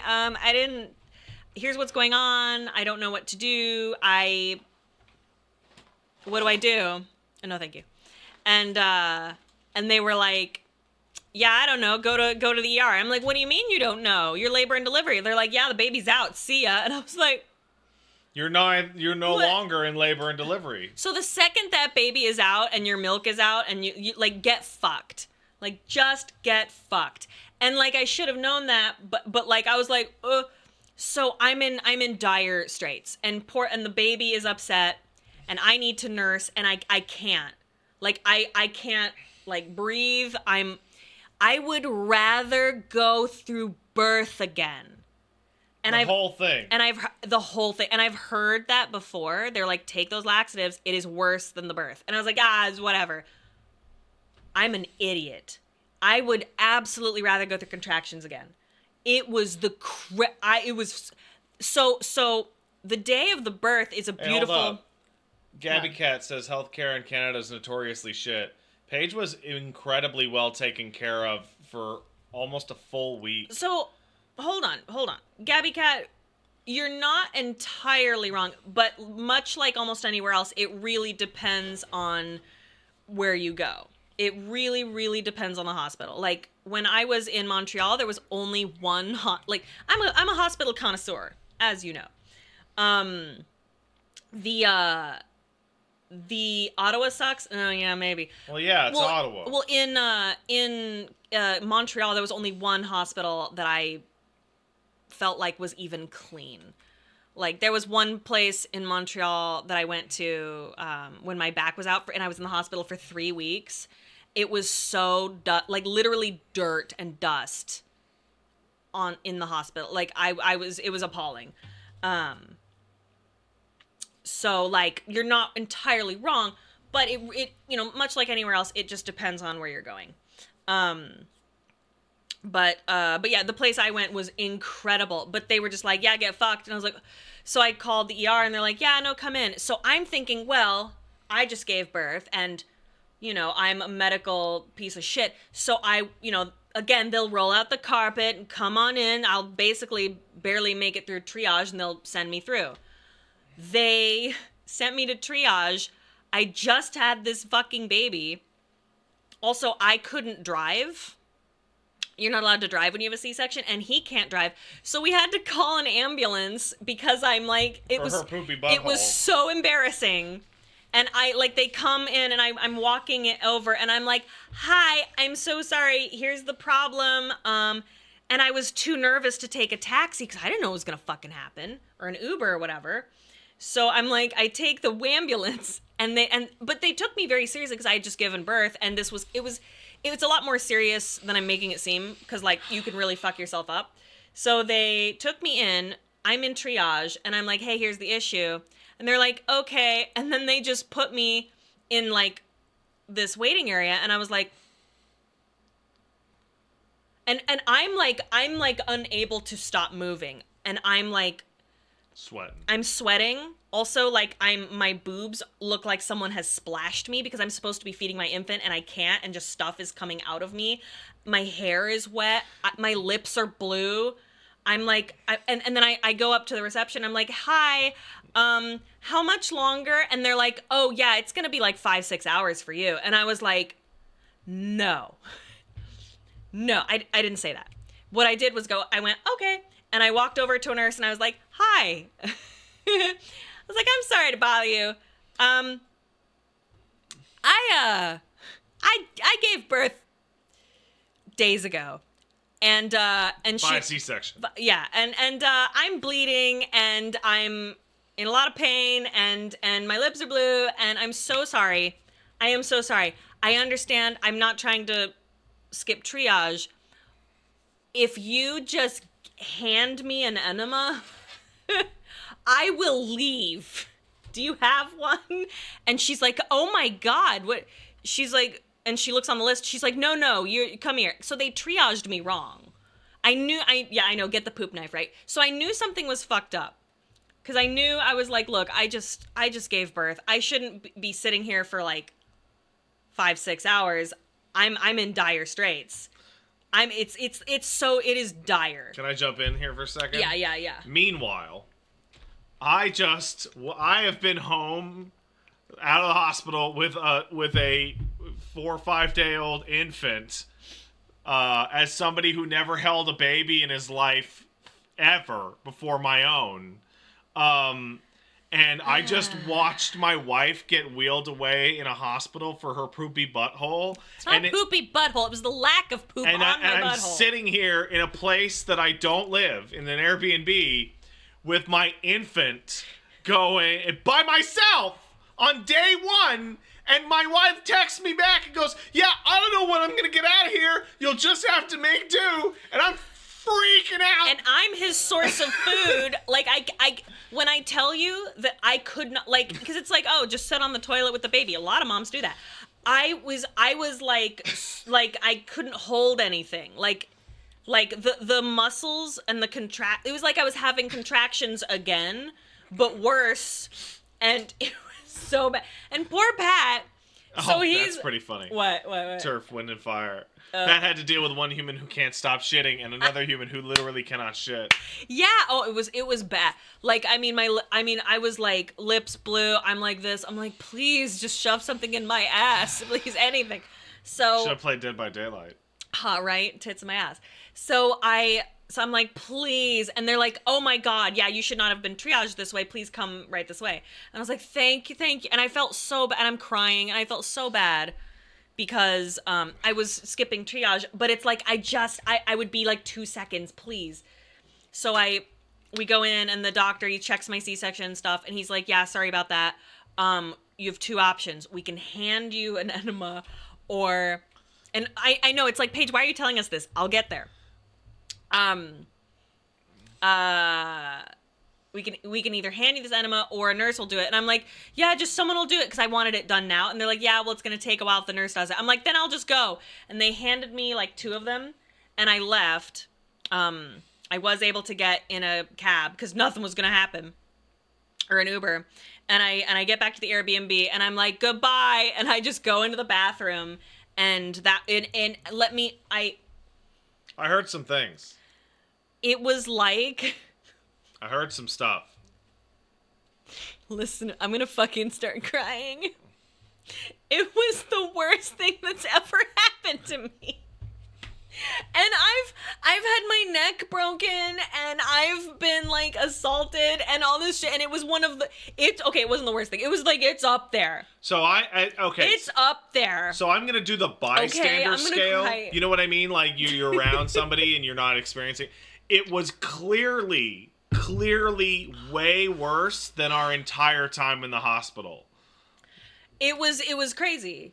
And like I could feel my C-section like strain against my guts trying to do all this shit. Now, I want to say, worse than the time I could only say Paige. Here's the thing. So my coma and all that stuff, I wasn't in pain. So I wasn't in pain during that part.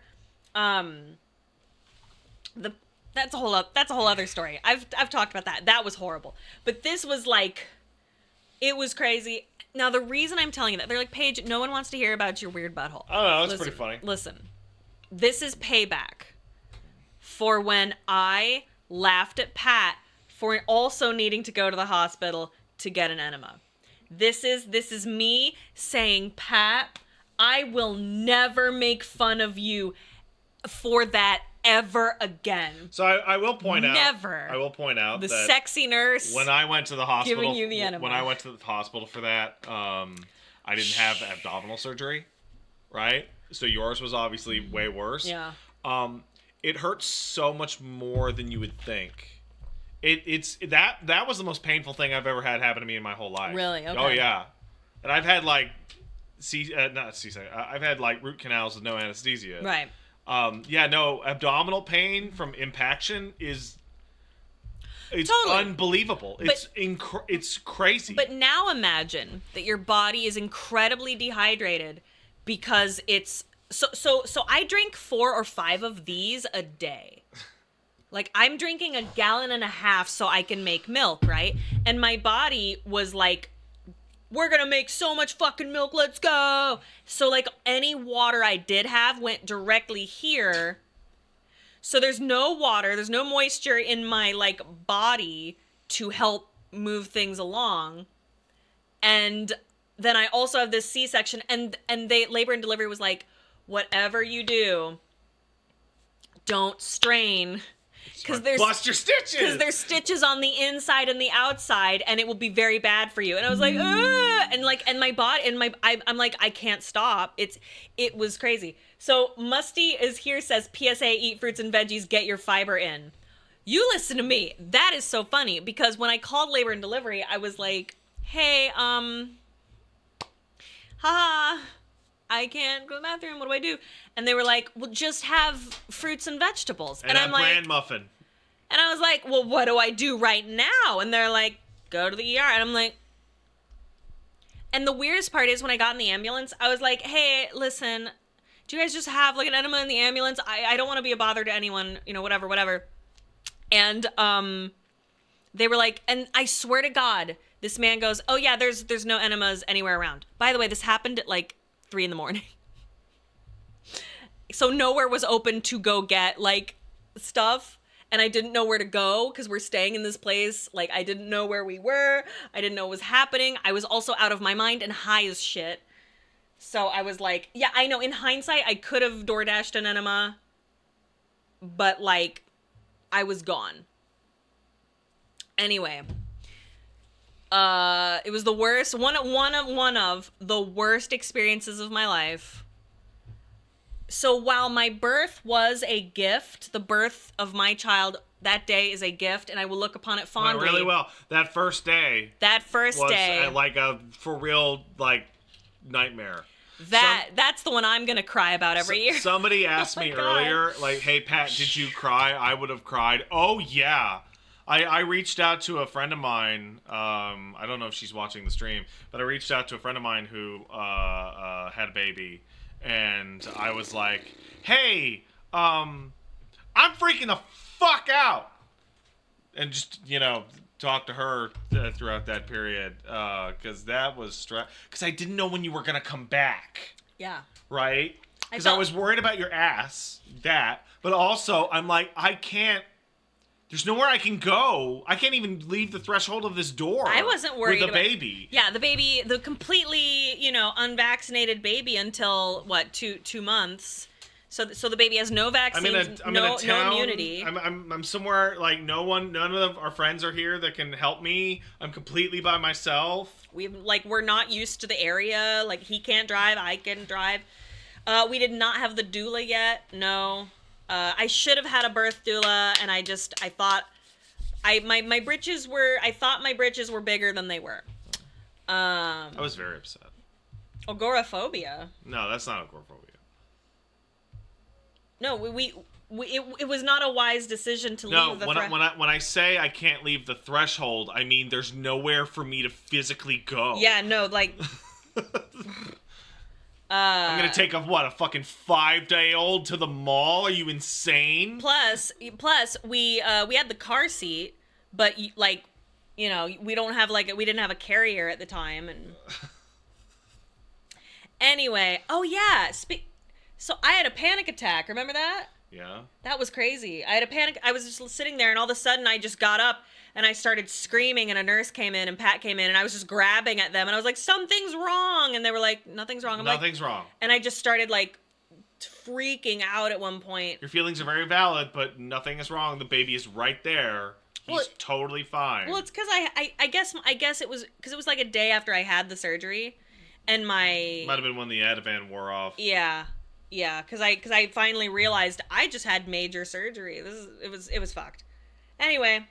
So we have a baby. He's awesome. Good baby. So the baby, even the nurses in the hospital, the doula, everybody's like, your baby is so relaxed. He almost never cries. He cries maybe once a day for like 20 seconds. He cries when you change his diaper and he's not having it. And he cries when he's hungry. And then the instant you finish changing the diaper or start feeding him, he shuts his mouth. It's not really crying, though. He protests. It's more like,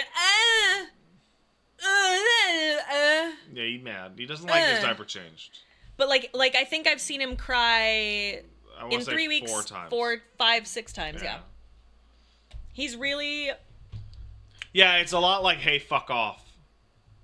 Like, yeah. So he's relaxed. He's cool. I'm exhausted. I'm up all night, not because of him, but because I have to peer into his, like, bassinet and look at his stomach rising and falling. Yeah, Paige is overwhelmed with this need to bolt awake and go, is he dead? No, he's fine. I keep being like, is he dead? Like, Pat will be, like, holding him, and I'm like, is he okay? And he's like, I'm just holding the baby. And I'm like, huh. don't know what my problem is. Hey, somebody asked Pat, as a new father, do you have any advice for that first week? I do have one big advice.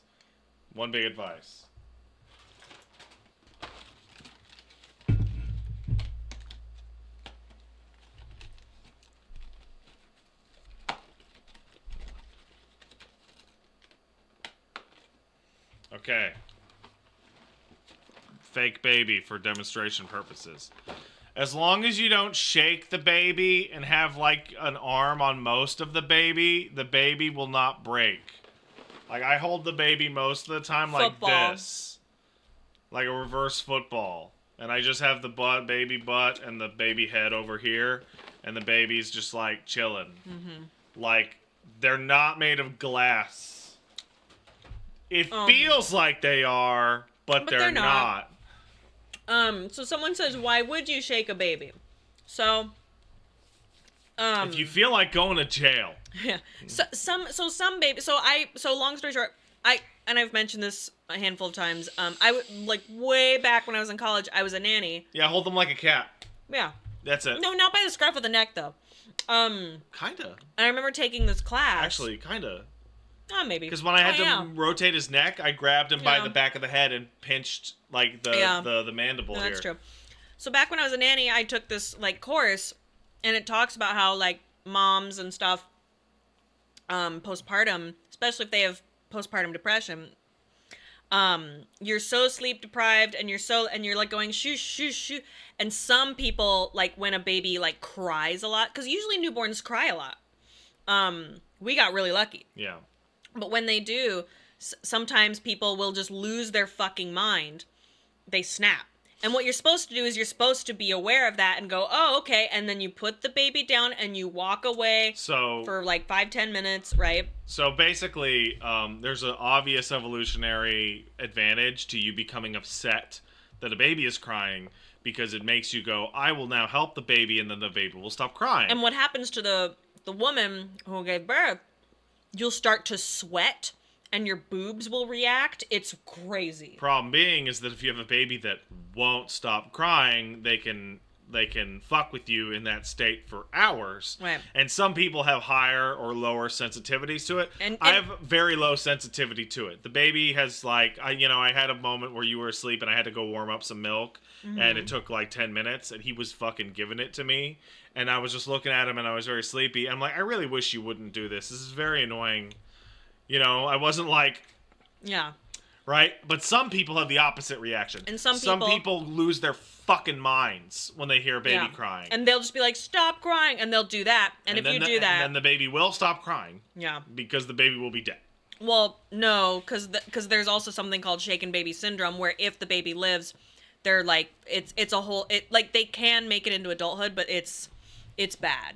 It's so bad. It's so bad. So that's why they always teach you. They're like, hey, if like the baby is crying and you're having a hard time, put the baby down. The baby will be fine. Go walk away. Yeah, I remember, like, I end up talking to the kid like a rude customer at a restaurant quite often. Like when he's fussing for food and I'm heating the food up. And he's like, I'm like, man, come on. I'm making it. Like it's like it takes 3 to 5 minutes for your food to wake up. Can you heat up? Can you just chill? You're acting like a baby right now. I like to pretend that he's like a little prince or like a CEO. And I'm like, yes, your majesty, of course. Yes, right away, sir, right away. I think it's fun. Yeah, I'm working on it, okay? It's fun to do. I can't make it go faster no matter how much you complain. But yeah, this baby was born at, I think, like the literal absolute worst time ever. I was planning to take 2 weeks off. Yeah. That's not happening. No. Pat keeps insisting. He keeps being like, oh, babe, I can take time off. I can, do. And then like, you call me a bunch of names. What? I do not. Oh, yeah, I do. Forgot. Are you fucking crazy? You called me all... I was like, honey, if you need me, I will take time off. I will not stream for a week or two. Yeah, I called you a dumb asshole. Then you called me a lot more than that. Yeah, because you're being a pussy, no balls coward. Well, think about it. Well, no, think about it. No, not slurs. What would she even call me? What would I call him? What would I... White boy? Does that even hurt your feelings? Anyway. Doesn't hurt my feelings. Anyway, do not... Hey, stop it, guys. Do not. Anyway. I'm white. There's nothing you can call me that'll hurt my feelings. Well, think about it. Baby's born, and immediately Baldur's Gate, right? Which, of course, I was so bummed out for myself. But what's great, this baby is so awesome. The baby is so fucking awesome. Baby in my arms, snuggling up. I'm nursing the baby, and I'm playing Baldur's Gate. And I'm like, this is the fucking coolest shit in the world. I got my baby. He's looking at me. He's awesome. He's beautiful. Very cute baby. Genuinely, everybody sees him as like, that is a cute baby. And we're like, you're just saying that. And they always go, no, this is a very cute baby. I'm like, yeah, baby, like here, nursing, playing Baldur's Gate. It's awesome. So Baldur's Gate, boom. And then, Blasphemous 2. Armored Core. Starfield. Then what? Oh, by the way, I'm probably going to be covering more Starfield than I thought I would be.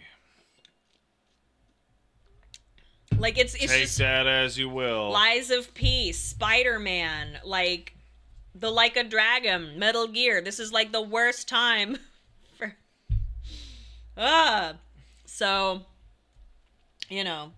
But yeah, Pat keeps trying to be like, oh, I'll take time off. And I'm like, that is dumb, and you should not do that, because you'll go crazy. And, you know, so anyway, I just, you know, but you're doing a good job. I had a day last week where I went a little nuts. Oh, excuse me. And Paige yelled at me to go to sleep. Yeah. I had to, like, yell at him. It was good. It was fun times. Anyway, so that's what happened. Oh, does the baby have my eye color or Pat's, or is it something completely different? Babies can take, like, up to a year to get their real eye color, so who the fuck knows? It's really, when we look at his eyes, it's hard to, I don't know what color his eyes are. They're just, like, they're very deep. Right now they're very dark blue, but that can change. Very dark blue, yeah. I think they'll be blue. I think they'll be blue.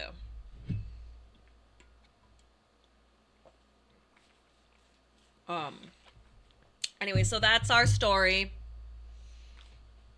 The baby's awesome. He's so great. He smells so good. I love, like, I just take his head and I just huff. I can barely smell the baby.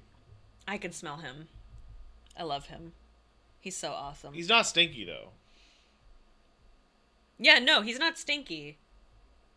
That's good. Which is shocking. He's so great.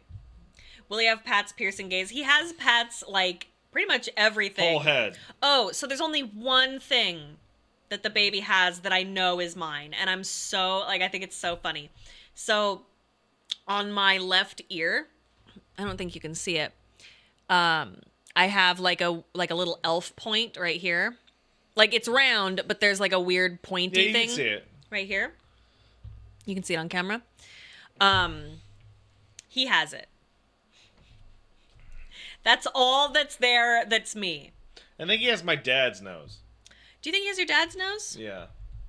Maybe. So I'm looking at our noses right now, and that doesn't look like what the baby's got. It looks like my dad's. No, well, I talked to your sister the other day, and you all kind of have the same nose. Oh, do we? Oh, okay. Yeah, so I think maybe it's just a little smush because baby.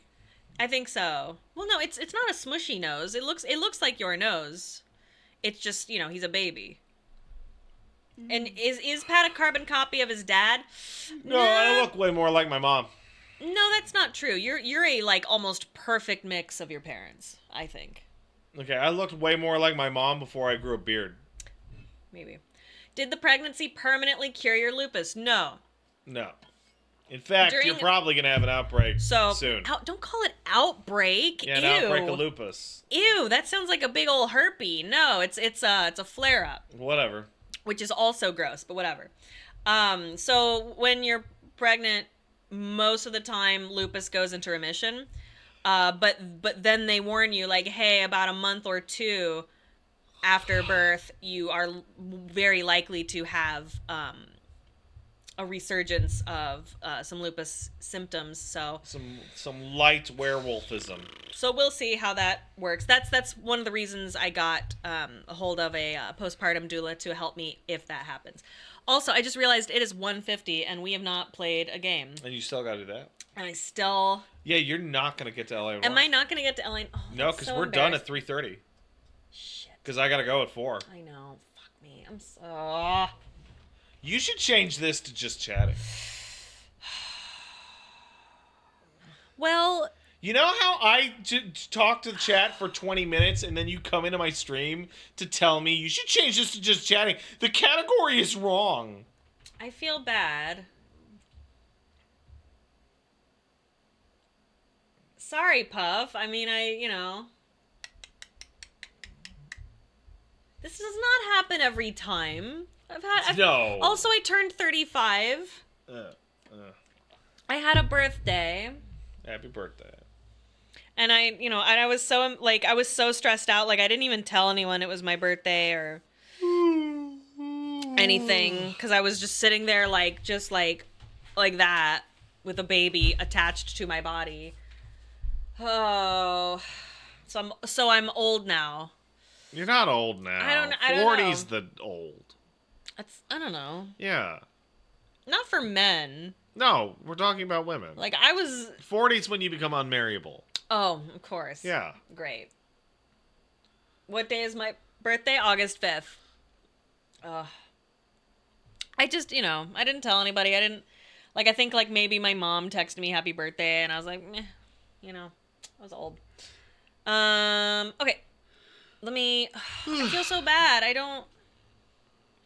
didn't play any LA Noire. Feel less bad and talk more. Okay. I feel bad. Oh, Whisper Static, you're August 5th too. Hey, it's a good day. It's a good day. Dude, I need to get some more sleep. Like, I just downed a bunch of caffeine and I'm still drooping. Like, it's not doing anything. Well, I told you me and baby can sleep in a separate room so that you can... Yeah, but I don't want to do that to you. So, okay, by the way, the baby doesn't cry, and that's awesome. You know what the baby does do? The baby has active sleep. Lots of this. The baby is like, and the baby will like,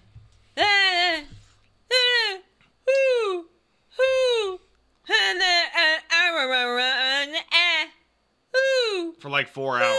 And we'll be like, what the fuck? And we'll like lean in, and the baby is like possessed. Well, actually, it's more like. Oh yeah, because you gotta swaddle him. I wrapped that shit tight. No burrito escaping this Tostito. It sounds like they are possessed by a demon. So they newborns for like 8 weeks, they don't have the paralysis that most people have when they sleep, right? And so they're just constantly talking and moving around and scratching their face and kicking their legs and screaming and bah, bah, woo, and I'm just like, what the fuck is going? It's scary. And then I'm like peering in. I'm like, is he fucking awake? I don't want him to be upset if he's not, because I really want to make sure he has a really good like attachment style, like good attachment thing with him. And so I'm just like, if the baby's upset, I want to hold him, right? But I don't know if he's sleeping or if he's upset, because it's just a bunch of and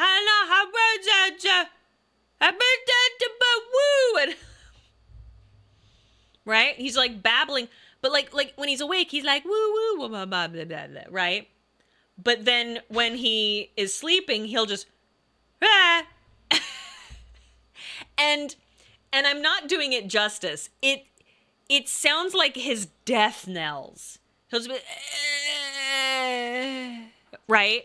And you're like, oh my God, he's dying. And you look in and he's just like smiling and breathing. And you're just like, what are you doing? I'm telling them about the death knells. They I like know. Horrible. I can hear you in the bathroom. Oh, you can? Okay. Oh my God. Do I play music? Oh God, we have music. We got a white noise machine. We got an owlet. So check this out. there's a little sock you can have your baby wear, and it monitors their pulse and their oxygen levels. And it's mostly so that I can like look at, and you monitor it on your phone, and you can see like, you know, and it also says if he's wiggling, if he's peaceful, et cetera, et cetera. So like I can monitor his stats. What if they kick the sock off? It's not like a sock, it's like strapped really, not tightly, but like firmly against their foot. They can still move their foot around. It's very flexible. But yeah, I got stats of this baby, and his stats are good. But like so like he'll make these like I'm dying noises, and I'll be like, oh, and I'll look at my phone, and it's like heartbeat, totally chill. Status, sleeping peacefully. And I'm like, okay. What class did my baby pick? Shitter. Anyway, how are you doing? I'm really sleepy. Do you want me to wrap it up? No. Well, if you want to take a nap before your thing in a bit. Why is it wet here? Because I just washed my hands. Oh, okay. I thought it was piss. It is piss. Okay. Did you wash your hands in piss? Yeah. That's good. You soap up your hands, and then you go... Has the baby laughed yet? Not No, but really. he's giving you a big smile when he shits himself. Oh, he will smile. It's weird. It's so sweet. And you're like, oh my God, he loves me. And then it's just... It's really loud. Like, oh. Wow. It's something. What's up?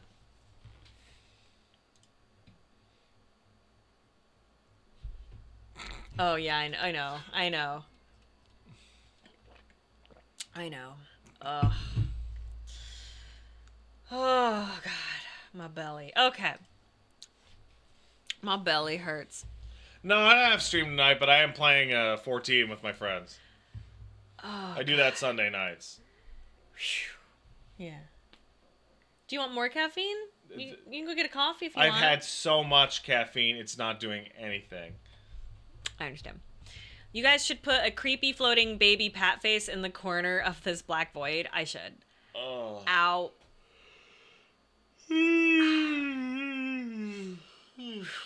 So has anyone been playing Baldur's Gate 3? Because Not me. that's not true. Yeah, it's not. Got you. You got me. Oh yeah, CSB is this week. Woolie's negative for COVID. Yay, I'm glad. Woolie has defeated coronavirus. Yeah, so Woolie got COVID and beat it pretty quickly, so that's Yeah. good. Alright, guys, let us give thanks. I'm sorry, we probably won't be doing LA Noire. I am so sorry. I'll fuck that up. So, it actually works out fairly well. Does it? That I'm going slowly on BG3. Because apparently the third act is kind of fucked up. Really? Will you explain? Quests breaking, scripts breaking. I saw people describing how parts of the ending just don't work and won't play. Oh no. Kate says Act 3 is huge. It's what? It's about as big as 1? Yeah. So luckily, this coming week, I'm only gonna play Act 2 once, and then by the time I get to Act 3, it'll be like way after the console release. Okay. I assume there's a huge fucking patch coming for the console release. That's my assumption. I love Baldur's Gate. You have made no progress. I saw your file. I have made so little progress. I saw your file. You got to the Druid's Grove, and you were like walking around. Well, yeah, but what you didn't see was my map. I ended up exploring a shitload, but not doing anything. Yeah, the Locket quest also broke for me. Locket quest. Is that Act 1? Yeah. It's because of the memory leak. Sometimes scripts fail to load if the leak is real bad. Is that with Barth? Who's Barth? Barth? What's the Locket quest? It's a guy who gets his locket stolen. Is it Barth? I don't know who the fuck Barth is. Is that his locket, Barth? And the little tiefling boy? Yeah, okay, yeah, no, that's a quest and it just super broke for me. Shit. Well, wait, are you supposed to side with Barth or the little boy? No, I mean, I talked to them and it just completely broke, and I couldn't do anything about it. Is Baldur's Gate 3 recommended to people with no experience with this type of game? Yes.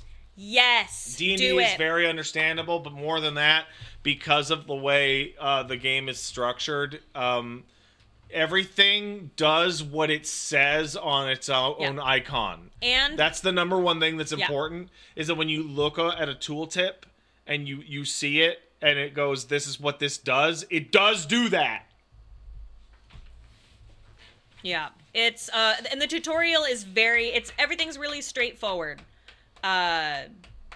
So I really, really recommend it. It's great. It's so fun. I really hope the memory leak thing gets patched. I spoke to somebody, and they are very aware of the memory leak, but that might be the kind of thing that takes a little longer to fix. But, I mean, it's going to take me a long time to get to Act 3. I'm only streaming Baldur's Gate 3 once next week. And since I'm streaming it, I'm only doing 4 to 6 hour sessions, so the memory leak shouldn't get too bad. And that's my fault, by the way. Pat should be doing them longer, but I keep missing him. I mean, the baby miss you, you know. Baby doesn't miss shit. He misses you. He likes being held by you. Baby likes being held. By you. You're his papa. Mm. You're clone 0. Monitor burns is the main thing, is delete your extra save games. Is that confirmed or what? Huh? Because, I actually cleaned up my save files the other night.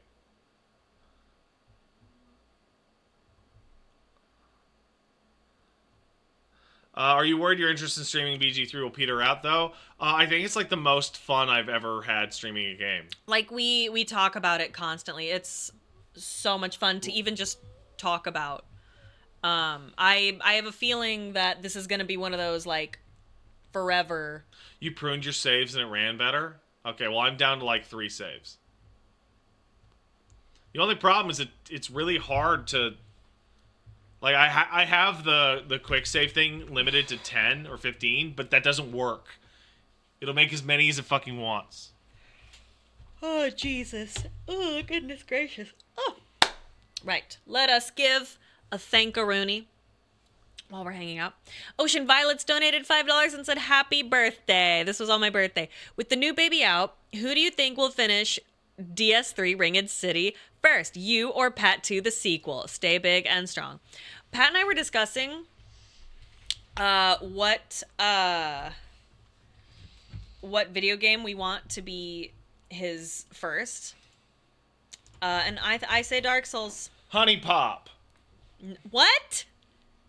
I don't think so. Gotta keep him away from those sluts. All right. Wow. I don't know about that one. I feel like we should start him off with the classics, right? Because I played Mario. Mm-hmm. Mario Brothers. And I have a memory of playing that with my mom. I think that's a pitfall. Why? I think people going, hey, I remember what I did first.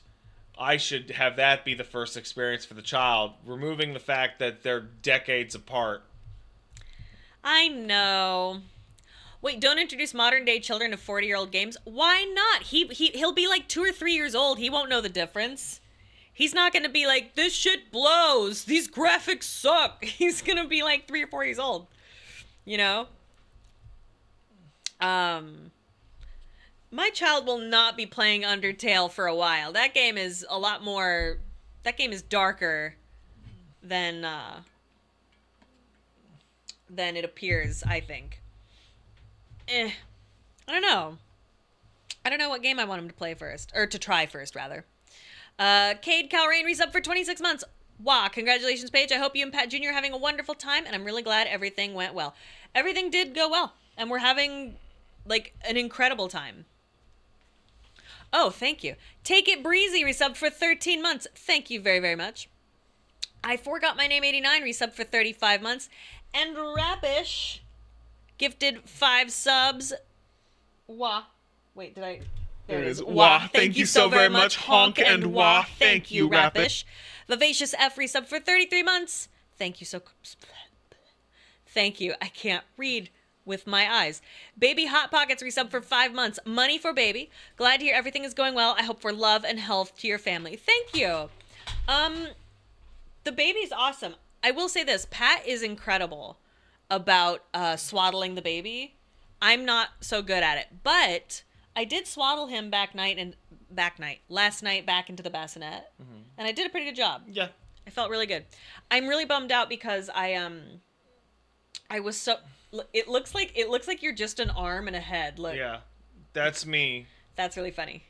Oh, what is a swaddle? Oh, that's when you wrap the baby up like a burrito so they can't use their arms to punch themselves in the fucking face. Yeah. So because like this is what a baby wants to do. Okay, if the baby, like free floating baby, right? No swaddle, just a diaper. They want to do this. And claw it. Like no eyes. shit, like constantly. It's fucking stupid. So when you see a baby that look like a little burrito, they're usually swaddled. Biggest Dickus the Fourth resub for 19 months. Thank you. Kai9 resubbed for 18 months. Paige, are you ready to watch Bluey with your kid and then write op-eds about how Bluey is setting impossible standards for parenting? She's already watched a bunch of Bluey. We love Bluey. Yeah, Bluey's good. Bluey is awesome. Wait, what the fuck? Bluey is not impossible standards for. It's super normal. Well, it's not impossible standards, but don't hit your little brother, you little shit.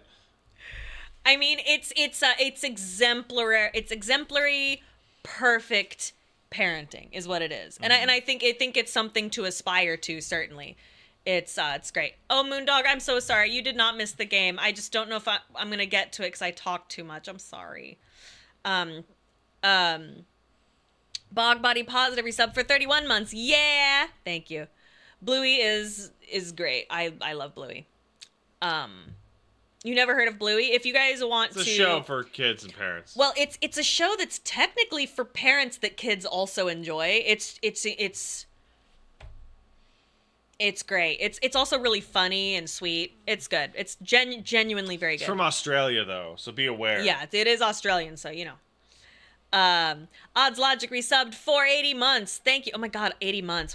Whew, I know, right? That is so many Isn't fucking that fucking months. nuts? Jesus Christ. Thank you so much. Shikari21 resubbed for 12 months. That's a year. Yo, what a perfect way to spend a stoned Sunday afternoon. Hope all is well with you and the baby. I am so jealous. Yeah. I wish I could be stoned. Nope, not allowed. Nope. None of that. None of that. Takai, I have not. I had a very big month, and I had to talk about it way too much. Because I'm a talkative lady. Winter Titan resubbed for 33 months. Thank you so much. Are you going to show your kid that horrifying Goon Fairy religion I don't know what that is. cartoon? I don't know what that is. What is that? I want to know what that is. Can I walk again? Yes. You can walk. I do allow it. I am walking without a cane, which is awesome. But I am kind of like shuffling around still because like it hurts to kind of get up a little bit because of my tummy. And it's not the best, but it's fine. But yeah, I can walk, which is good. Crazy Spartan 2 and 4 resub 4 or 5 months ago. How is the baby? Which baby, you ask? Yes. So Elmo is good. Zangief is very good. He is coming back very soon. Very soon. We are very excited. Should I bring him over the day he's back? I should. If bring you him want over. to, yeah. Yeah. Well, you'll be streaming that day, right? I will. Yeah. Have him say hi, and maybe you can show off his new tricks. Yes, maybe. Maybe we'll see. Be honest. Do you shuffle or waddle? I mean, I still have like my uterus is still like. Sorry about your big. uterus, honey. Because the uterus will continue to deflate for the next 6 to 8 weeks. So, I guess there's like a slight waddle. I guess. Oh, by the way, Lavusi, is that how I say it? Lavusi says, ask a question. Have the pets not seen baby yet, or are they not allowed until baby older? Elmo has been introduced to baby for a while. Elmo is just Lucy. Great. Thank you. Elmo is disinterested in baby. He did lick baby's head. He licked the top of the baby's head, which was a blessing. But he's like 99% of the time just ignores baby's existence entirely. Which is perfect. Yeah, perfect for cat. I didn't want Elmo to like him too much, because then I would be very anxious about him hopping into the bassinet. Elmo has no interest. Now, Zangief, I'm going to go pick up from the kennel that he's at this week. So he has not met baby yet. We spoke with a midwife and about introducing Zangief to the baby, because we're worried about, like, dog parasites or, like, dog germs and slobber. And they were like, that dog's going to slobber on everything in your house. There is absolutely no way for you to avoid the dog's mouth touching the baby, so you might as well just have the dog meet the baby. Plus, like, that kind of advice, allegedly, according to what they've told us, is like he's very healthy, despite being 3 weeks early. He's incredibly healthy. He's big. He's gaining a lot of weight, which is great.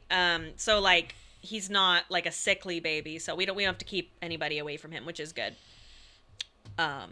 Jimmy Russ resub for 40 months in a row. 41 months of Peach. Feel like a Georgian. Nice. I'm just thinking, like, that my only concern with Zangief meeting the baby is that when Zangief licks you, you're fucking wet. Yeah, we're gonna be wiping him down. Yeah, like, well, I don't want him to, like. So shouldn't you vax the baby first? Can't vax babies. I would love. Well, hold on. I would love to have him vaccinated right away, but you're not supposed to until their 2-month checkup. Which you gotta wait a little while. You gotta wait a little bit. There's like a 2-month, and then there's like a 6-month, and like there's like a scheduled buildup of their of their vax stuff. So like. Yeah, he's brand new. He's like brand spanking new. So yeah, they're acclimating to our immune systems first. So when I breastfeed him, he is getting all of my immune system stuff. What's crazy about breastfeeding is that if he's sick, when he latches onto me, it's kind of gross, but it's cool. He backwashes into my body, and then my boobs make special like medicinal milk for the baby. Like I'm not playing around. I swear to God, look it up. It's crazy. And then if I'm sick and the baby is not, he's getting my antibodies. Isn't that cool? Isn't that fucking weird? Very creepy and gross, but also very cool. So yeah, I want to make sure he is, but yeah, is this basically a podcast by now? Kind of. Sorry, Charlie. Sorry, I feel so bad about being like, yeah, LA Noire, and then I'm like, let me talk about me. I knew this was going to happen. Well, then I would have appreciated a heads up for myself. I'm going to tell you this, Paige. I'm sorry. I'm going to tell you this. I'm going to tell you. When I tell you how much time you're going to spend on something... Okay, so here's a fun thing. I have a terrible concept of time. I think everything's going to take like 5 times, 10 times longer than it will. So when I tell Paige, Paige, I have to go do this chore. It'll take me 2 hours. She'll be like, you're fucking stupid. It's going to take you 15 minutes. And then it takes like 25 minutes, right? But here, my perception of time is super good. But whenever I tell you, Paige, it's going to take you blah, blah, blah, blah, blah, you're like, no, it won't. No, you're crazy. So I don't even bother. Listen, you know how it is. Aw, thanks, Puke Nasty. I like your username. Aw, thanks, Chatter. Yeah, to be fair, you are crazy. It's true. Just a little. Logan Bennett, resub for 2 months. Congratulations to you all. Happy to see you all happy and healthy. Thank you. We are somehow happy and healthy. I was scared I was gonna have, especially after talking to my OBGYN being like, you're at risk for PPD. I was like, oh my God, I don't want postpartum depression or anxiety. So I was very nervous, but so far I'm doing okay. I mean, I'm obviously, as you can tell from earlier, I'm a little weepy, but that's very normal. Natalie Pandoro subscribed. Thank you so much. Kai9 donated $5 2 times and says, what is it with women always having the babies? You never see men having babies. Are women socialist and addicted to maternal leave? If we could have traded pregnancy for a couple of months, I would have taken it. It was rough watching Paige hobble around. So I'm going to be super real with you. I was not as honest with almost anyone, and even sometimes you, about how hard a time physically I was having. That was a rough pregnancy. That was bad. That was not great for me. It was just painful, and I couldn't sleep on my side. I couldn't sleep on my back. I couldn't sleep at all. Now I'm getting more sleep with a newborn because everyone kept being like, just wait, you'll get no sleep. No sleep. Well, you were getting actually no sleep. Literally no sleep when I was pregnant, and now I'm getting some sleep. Is the pain better now? Yeah. Where I was having pain when I was pregnant is fine-ish now. You traded it for C-section I traded pain. it for a different kind of pain. But that's improving. I've noticed that you're a little more mobile. Yeah. Definitely than you were 2-3 weeks ago. Yeah. And then Kai9 also said, a French-Canadian American and their hybrid child and 10 highly trained breastfed rats. That's family. Don't like that. 10 highly trained special... Are babies the bourgeoisie? Yeah, they profit off the labor of the working class and give nothing back in return. Are my boobs the working class? No, your boobs are the means of production. Oh. I don't know how to feel about that. Oh. So Tetsuri sub for 26 months. It's so nice to see you. Congratulations and happy everything to you and happy everything to you and your family. Thank you so much. Thank you so much. It's nice to see you guys too. Thank you for being here, by the way. I wasn't gonna stream for maybe another week or so. But I was just like, again, Pat and I thrive off of normalcy. We thrive off of kind of a schedule and doing things that we do. So yeah, so like if I took a week off right now, I would be taking a week off in which I'm not doing anything that feels productive, and I'm not allowed to look at all of the toys that I'm supposed to play with. Exactly, and that's why, like, when you say, "Oh, I'll just take 2 weeks off for you, babe," I'm like, "Go fuck yourself." When you're all upset and be like, "I miss you so much." Yeah, I know. I feel bad, but like, Pat will be like over here, and he'll be streaming, and then like he'll come to the house, and I'll just like be bawling. And I'll be like, I missed you. You know what my favorite one? I don't know if yeah, it's cool to blow you open like that. Fine. It's like, I'll come back after I did a 5-hour stream the other night. And she'll I spent the whole day with you and baby prior. And then I came over, did, it wasn't Baldur's Gate, it was something else. And I came back, and you were like, you were gone all day. And like... And I was just like, no, I wasn't. Feels like you were gone all day. It's the feeling. I'm sorry, I just really like you.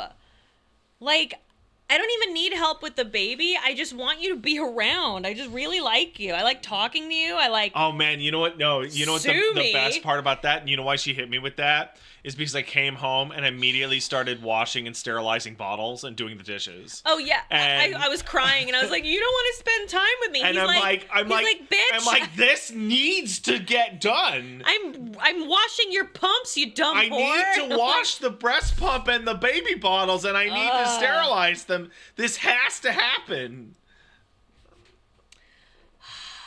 It's true.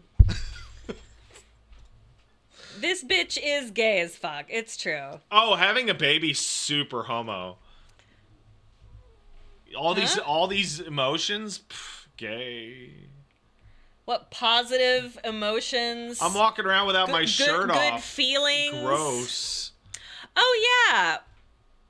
Fellas, is it gay to love your child? Yeah, fucking yes. Okay, I gotta tell you, I kind of was really weirded out that people I thought were like, you know, intelligent were like, can't believe, and like we're actually quite serious.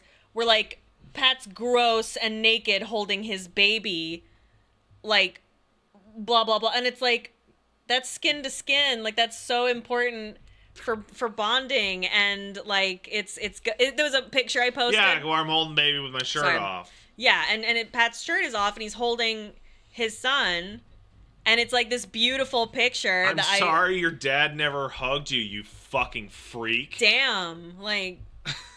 It's like I got like really weirded out. I was like, what is wrong? Fuck. Like I think that's one of the most beautiful pictures. God, I feel have. so empowered to shit on other people now that I'm a dad. No. Oh, it's so strong. You've been a dad for 3 weeks. And I'm so much better than many others. Paige, no, seriously. You can look back in time to your friend's parents, and now you have the context to be like, wow, my friend's parents sucked. Pat, well, here's the thing. Eric's parents were awful. We're going to make mistakes. You know, like, we're not going to be perfect. We've been doing this 3 weeks. We've been doing very well, but we're not going to be perfect, wonderful, you know, no, perfect I'm not talking parents. about not perfect. I'm talking about friends of yours as parents that you would tell your mom or dad, and they'd be like, well, you don't know. And it's like, no, actually, sometimes you know. I knew a kid in high school. His name was Eric. His parents were dog shit. And I was told not to judge. But now I'm a dad. Guess what? Here comes judgment. Oh. They might be dead. Who cares? You people were shit. Maybe... They should have gotten divorced. You're totally right, Big Finger Row. See, people know. They know right away exactly the type of people you're talking about. I'm just saying, maybe we should hold off, judgment for a bit, since we've only been doing this ourselves a handful of weeks. Let's be reasonable. No. Okay. Vexing Suruz. Resub for 2 months. Congrats on baby, thank you. Melbrooks K, resub for 59 months. Hello today, Paige. Congrats on baby, Boivin. Hope you're having a nice day. I am having a good day. These glasses are so dirty, but I need to... You know what? I'd like to actually expand slightly. Oh, please. So do you remember... There's 2 things that I've talked about at length, but I'm going to talk about one of them. Sorry, there's 2 things that I've talked about. One is at length, and one I've barely touched on, which is the attitude a lot of people have, where everything about your personality is going to change and your perspective is going to change after you have a kid, right? You're not a parent. You can't say anything, right? So one of which is how you feel about your pets. Right? A lot. So my whole life, I've been crazy about dogs, and I now know that I'm crazy about cats. And you treat your dog or your cat like a member of the family, and they're your baby, and you love them, and you love them, and you love them. And we kept being warned, like, we would read things. People would say, you're gonna feel differently about your pets. You might even hate them after the baby is born. And it's like, having a dog that's your best friend for 10 years, or having a cat for 15 years, it's totally different. It's you have no idea what it's scared. like. And then you have the baby, and you're like, it's not different at all.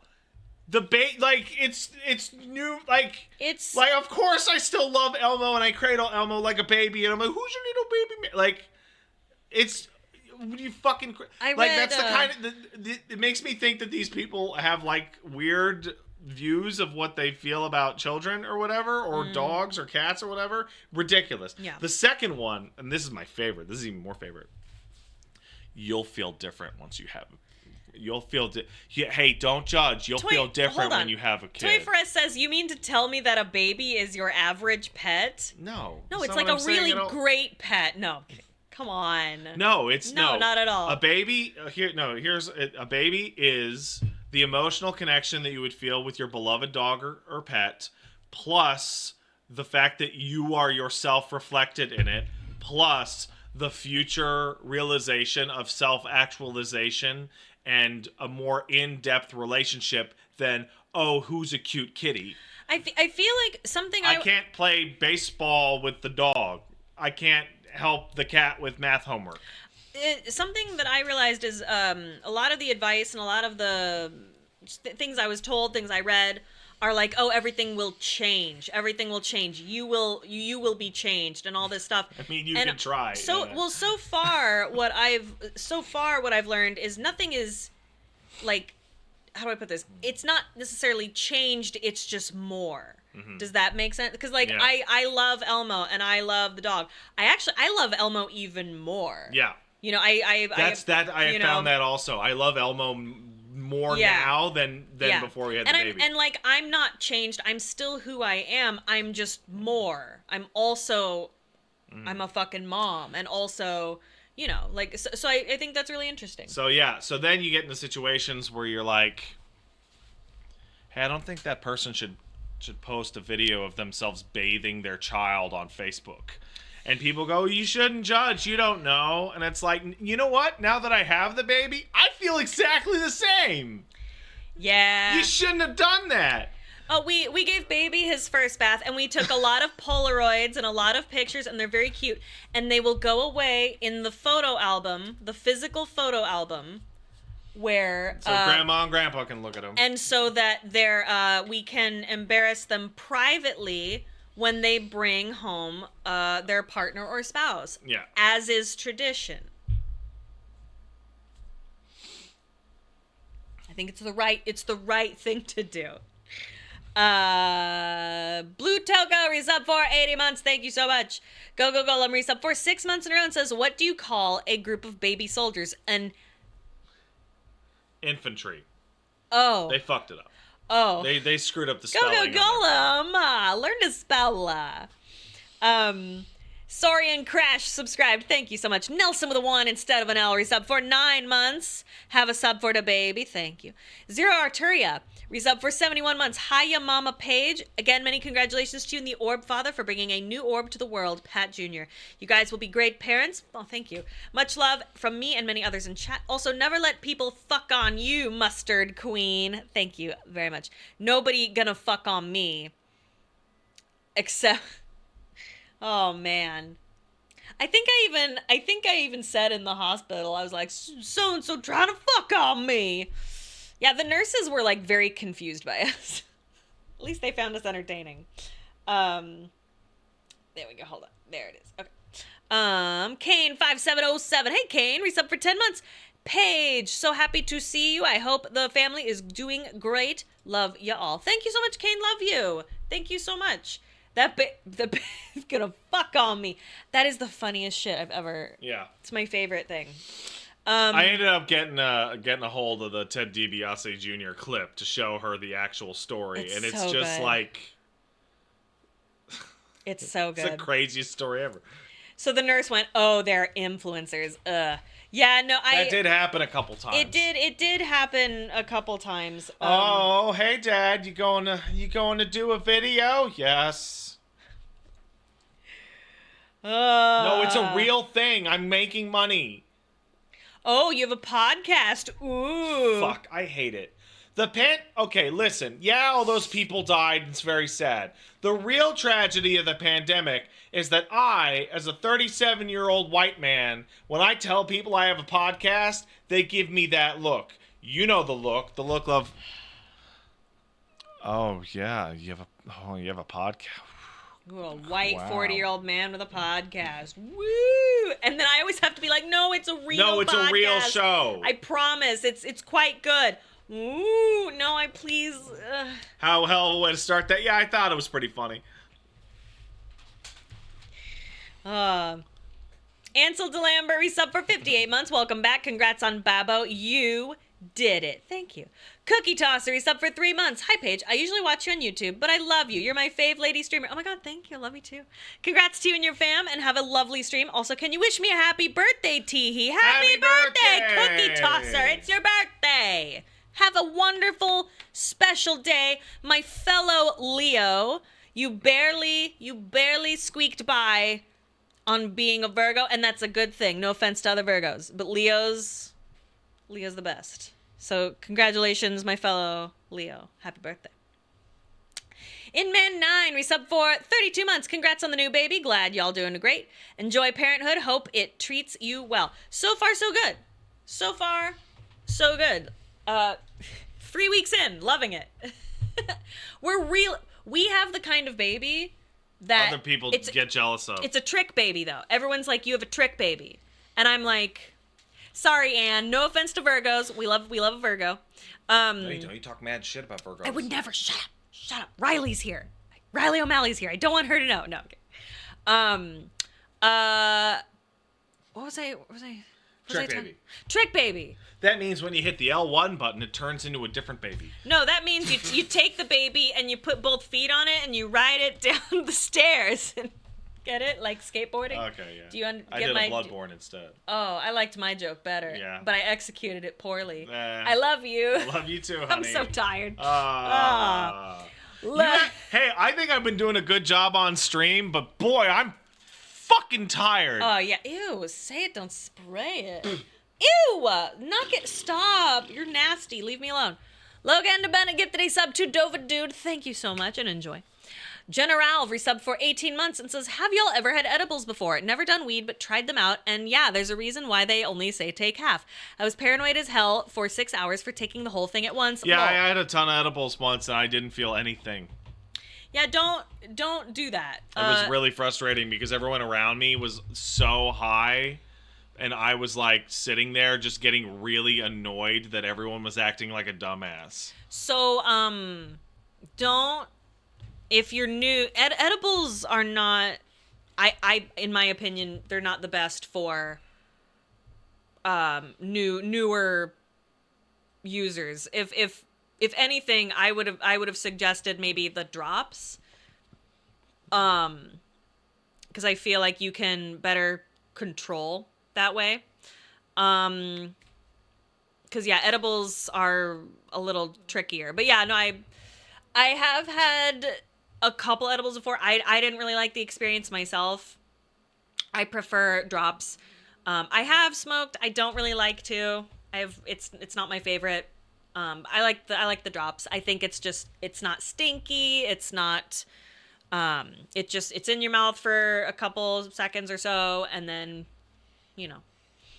that's what I like. Man, what a terrible That's what I would experience recommend. that was. Cause like I was with a bunch of friends and Fuggins was like a space cadet. Like they like, he was so high that people were like, dude, are you okay? And he was asking all the stupidest high people questions. Yeah. And I was just sitting there like bored on my phone.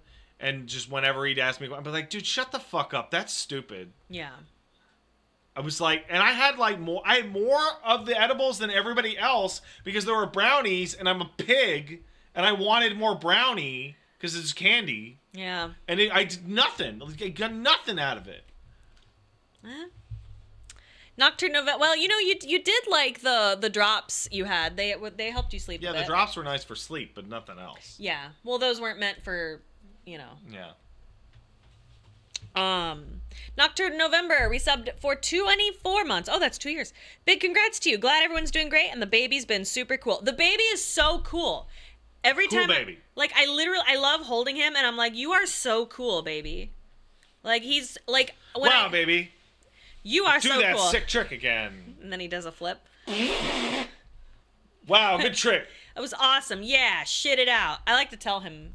I shit said out. it before, and I'll say it again. An infant shitting their diaper sounds like what you would expect a grown man shitting their pants. It was crazy. It's way louder than you would expect. It's fascinating. It reminds me of when we first got Zangief, of how like we're just always monitoring his poop. Yeah. But now with an infant, it's just like, hell yeah, I hope this baby... Oh, I gotta get dog bags. Oh, yeah. Well, no, you don't. There's a billion. Do we? Yes, I'll show you when we go. Well, I do when we need go to get a home. new water bowl, because I don't know where the fuck the other one went. Yeah, I don't either. Yeah. We'll I'll go down to the post office, and I'll go to the pet store and get some new water bowl. Yeah, it's fine. Yeah, the baby's fucking awesome. Cedar Row gifted 5 subs. Thank you, Cedar Row. Honk, oink, oink, honk, honk. Thank you so much for the 5 subs. Much obliged to you, my dear. I really appreciate it. Thank you. Goatmeal resub for 34 months. Big congrats to the coolest mom on Twitch. Oh, I don't know. There's a lot of cool moms on Twitch. No, you're the coolest. Oh, I can't believe I'm a mom. I keep forgetting. Like, Yeah. I was changing his diaper at like 4 a.m. And I was feeding him, and I was like, and I gave him a kiss, and I was like, "Mommy loves you," and I just started like getting really teary-eyed because I was like, "Oh my God, I am mommy. Yeah. I'm a mommy." Oh, You I did don't it, know. honey. I just think that's so neat. Fiasco1313. Subscribe. Thank you very much. The Jim Jams resub for 45 months. Welcome to the next chapter of the streaming career from the Mrs. and I. Thank you, Jim Jams and Mrs. Jim Jams. What's up? What's up?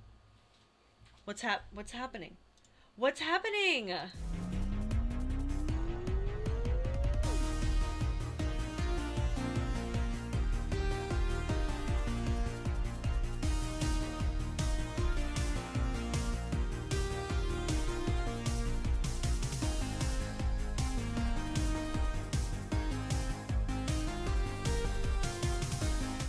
Oh God, Paige, are you all right?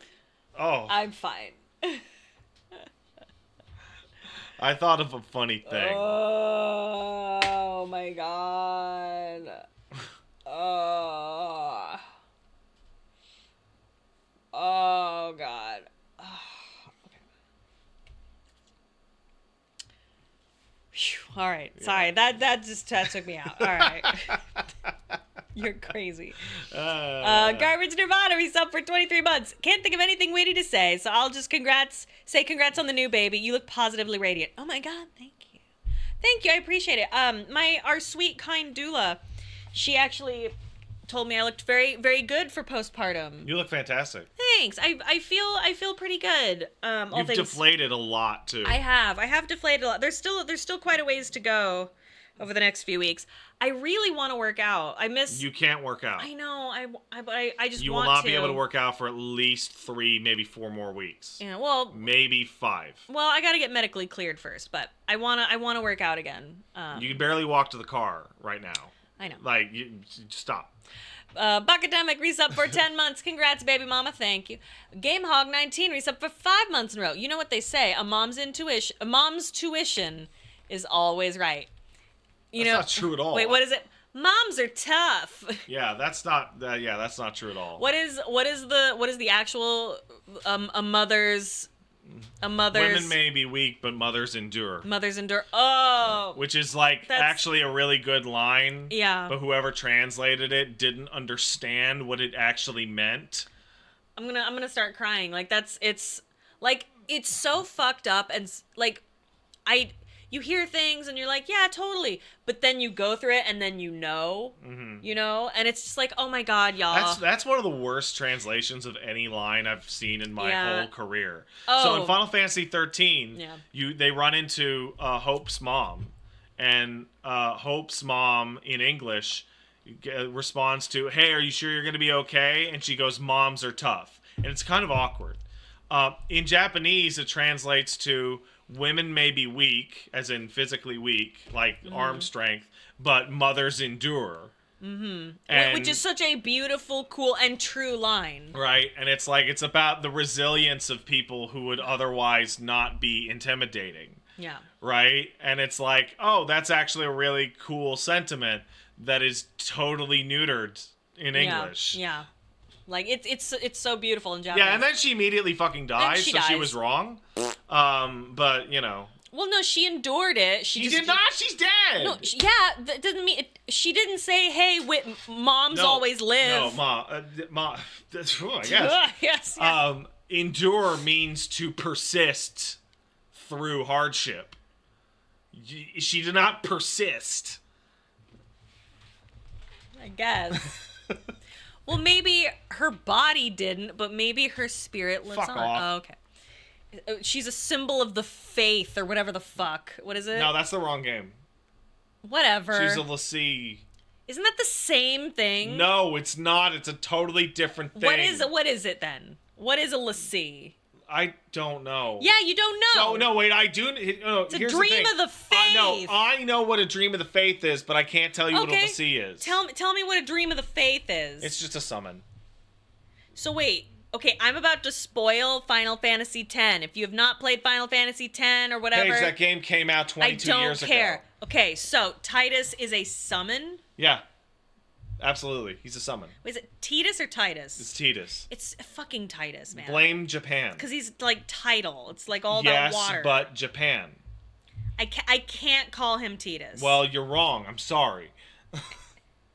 But, So who summoned him? the people who built the faith. You know what's weird is I played this game and I don't remember this. Yeah, well. But I played it when it came out. What was that, like 20? Go argue with Wooly about the ending to fucking Transistor. Oh God! Shut up! Oh my God! He sounded so dumb in that conversation. Oh my God! He sounded so stupid. God. Thank you, Garaka. 10 is all about water. It's fucking Tide. Yes, Titus. but in Japanese pronunciation and the direction to the English voice actors, it's Titus. That's stupid.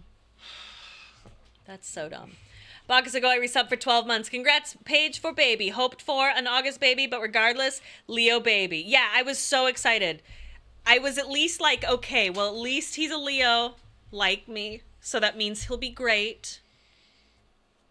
I am pleased with this. Hey, by the way, I just want to point out that shit's fake. What shit's fake? Astrology. It's fun.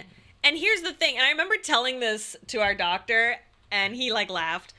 The reason, okay, is it fake? Yeah, listen, probably.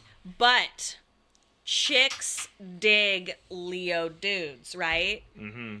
Chicks are not as into Cancer dudes. You know what? I am also not as into Cancer dudes. No, not like that. You know what I mean? It's not what I'm looking for. But like a Leo dude. Yeah. Chicks like Leos. So here's what you do. You lie just about saying. your birthday, and then you get married, and then they're like, you're like, here's my real birthday, and they're like, I'm just being an and they're asshole. like, how could you lie to me about my birthday? And then you're like, but if the astrology shit was real, wouldn't you have known that I wasn't acting like a Leo? And then they're like, no. Fucking, I've heard the Alpha Sigma male shit described as astrology for men. It absolutely is. It absolutely is. That's exactly what it is. It's absolutely, yeah, 100%. It's the exact same type of like appeal to the magical. Bits Creed, I'm a Leo, and I agree with all of this. It's great. Here's the thing. Out of all of the signs and shit and blah, blah, blah, Leos are the most favorably looked upon. So the fact that he's a Leo is good. I don't care if it's fake. Being a Leo rules. Because the people that do believe in it think you're great. I feel bad for him. Why? Because it means that he no longer has the self-selection technique to weed out the craziest of bitches. Because if you're like a shitty astrology symbol, then the crazy ones will be more likely to leave you alone. Oh, speaking of which, I had a friend, I told my friend, she's like, oh my God, where, all this stuff. And she did his chart, his natal chart. He and I have a super overlapping stuff. And he's like a ton of fire and earth, no air, which means he's so chill. And I was like, fuck yeah. Yeah, when I think of chill, I think flame. Well, no, I mean, just like air is more like chaotic, mercurial, changing. Whereas fire is more fixed. Stop. Did you just describe air as mercurial? No, not literally mercurial, but like in the, Oh my God, I'm having fun. Let me have fun. I don't actually believe this shit. I'm not sitting here like, listen. Am I speaking English? No. This feels like Shaq trying to tell people that he doesn't believe the earth is flat. Listen. So one of my best friends is super into this shit. Highly right? woo-woo. Big woo-woo. Woo-woo. No him, no. But you sound like you mean it though. No, but they do. You know what? Other people do. You know what this reminds me of? Listen. You know what this reminds me of? You know what? I finally get it. Yeah. Because Paige is like, oh, yeah, woo, it's Leo, yay. And then you confront her on it, and she's like, I don't believe that shit. I just talk about it and act like it's real. But like, I finally understand, because there's something about your personality that to this day might be the most confusing thing I've ever heard in my life. Tell me. She doesn't believe in ghosts, but she's scared of ghosts. Yes. Yeah. You ask Paige, are ghosts real? She's like, no, of course not. And then you ask, but are you afraid of ghosts? And she goes, yes. Absolutely. And that's valid. And I see myself and I hear myself and I believe me. So there. Like, listen. Okay, listen. okay, Paige, Stoklasa. Shut up. You listen to me. You listen to me. Listen, you can be scared of the dark and still know there's nothing in the darkness. No, that's totally different. It isn't. Like, How is that different? That's like, It's the are you afraid of the same thing. dark? Yeah. Do you believe the dark is real? No. Yes, dark is real. No, yeah, but you're you're a little afraid of the dark, right? Dark is real. Yeah. Ghosts aren't real. You I'm don't- not afraid of things that aren't real. Listen, okay, here's the thing. They aren't real or you don't believe in them. That's the same thing. Is it? Is it? Yes. I'm just saying. Hey, this is a great question. Wow. Diana asks, Pat, Yeah. why do you get scared of horror games then? So, that's a fantastic question. The answer is if you're properly immersed, you forget that what you're dealing with isn't real. Oh, so you forget. Yeah, so sometimes you forget that ghosts aren't real. And you think, listen, there's no I ghosts have here. never But if there forgotten- was a ghost, it would be I very have spooky. never forgotten that ghosts aren't real. I forget all the time. You forget a lot. I have brain damage. Cut me some fucking slack. Dude, I'm hungry. Do you want to order pizza? I would love a pizza, Pat. Yeah. Well, let's order a bunch of brownies with the pizza. That's a great idea. It is a great idea. Thank you. By the way, I have to Thank eat you, a Smooch. I love Mwah. I have to eat a shitload of calories. Yeah, she's deflating and losing weight despite eating way more than she did when she was pregnant even. You need to eat like 500 to 600 extra calories because of breastfeeding. So like I'm constantly like ravenous. It's crazy. You're basically But just a I'm food losing machine weight right now. Well, every ounce of breast milk I think is 20 calories. I'm not going to inflate my wife. I already did that. Yeah, you already did that. Every ounce of breast milk I produce is 20 calories. Isn't that wild? I don't know what an ounce is. You keep using ounces. What's that in milliliters? Guys, what is a fluid ounce to a milliliter? Can anyone assist me with that? I feel like it's 35 milliliters. 30 milliliters. So you know on the bottle? Yeah, I know. I know. Yeah, I know what so 30 that's milliliters isn't that is. crazy? Sleepy Coffee resubbed for 58 months. Happy, successful pregnomancy, Peach and Paige. Thank you. The Crow Runner resubbed. Thank you so much. Mobile Beard Unit donated $20. Thank you so much. This has me in manly tears thinking of our baby's delivery, and your streams kept us company during restless nights. So much love to you all. Thank you. Thanks, man. Aw, and congratulations to your babies. Sozu asked, a Aw. fluid ounce, does that mean they're solid ounces? Yes, that is actually what that means because the imperial system is for fucking idiots and the British, who are also just as stupid as regular idiots. What? You're mean. I'm from Canada. Yeah. It's against the law for people in the Commonwealth to not shit on the other people in the By Commonwealth. the way, you should seriously consider making a sort of, I don't know if a VTuber, maybe a PNG tuber where it's you as the Canada yeah, head. I'm thinking about it. I think you really should. Like, you know, the South Park Canada talking head. I think that would be really funny and good on days when you just don't want to be on camera. What's heavier, a kilogram of steel or a kilogram of feathers? Obviously, a kilogram of purple burglar alarm. Gravy Langley resub for 7 months. Baby planned it so he could also play Baldur's Gate 3 on release. Oh, the baby will always be associated with Baldur's Gate 3 now. Which is great because Baldur's Gate 3 Yeah. is incredible. Like, part of me, I'm going to be super real. Part of me, like, You're not naming the baby Asterion. I love Astarion. You're It's not Astarion. doing whatever. You're not You're naming so him Canadian. after your new favorite gay vampire. I love him. He's not totally gay. He might. He loves me. He might be the gayest character I have ever seen. He loves me. Everyone can agree. It's weird that character's allowed to kiss girls, right? What do you mean allowed? By the devs. Listen, sometimes you're just so sexy. It's weird. You can be so sexy that you can turn people. Like, you know, like, it's just like if I saying. saw, like I'm gonna see, like, a video of, like, the character, like, kissing a girl Tav or whatever, and I'm gonna be like, that's disgusting. Gross. What? What do you mean? No, seriously, what did you, what? I wasn't paying attention. What? I said I'm gonna see like a video at some point of like him kissing like a girl tab, and I'm gonna be like, that's disgusting. That's fucking nasty. You're an asshole. Listen. We're in love, and he loves me, and I'm kissing girls, disgusting. I love him so much. He's great. All of the characters are so fucking unbelievably good. Yeah, they're great. They're so good. Like, I can't believe how great everything is. Anyway, I could talk about it forever. And there are no carths.